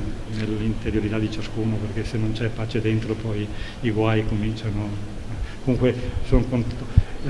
Ecco, una cosa che vorrò vedere presto è il Museo della Vittoria, appunto, che sia la Vittoria della Pace, perché mi hanno detto che è un luogo splendido anche dal punto di vista museografico e sono curioso di questo museo. La casa di Da Ponte E la casa da Ponte ho già visto, la casa in cui è tornato dopo i suoi, ma queste sono cose molto personali, sono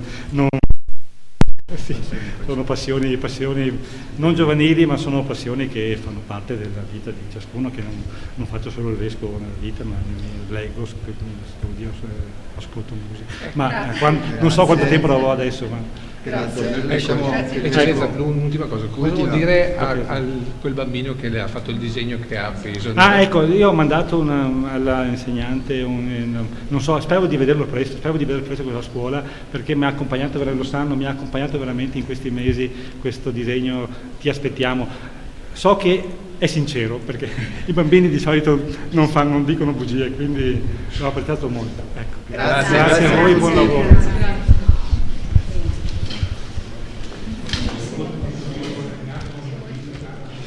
Fa la chiusa.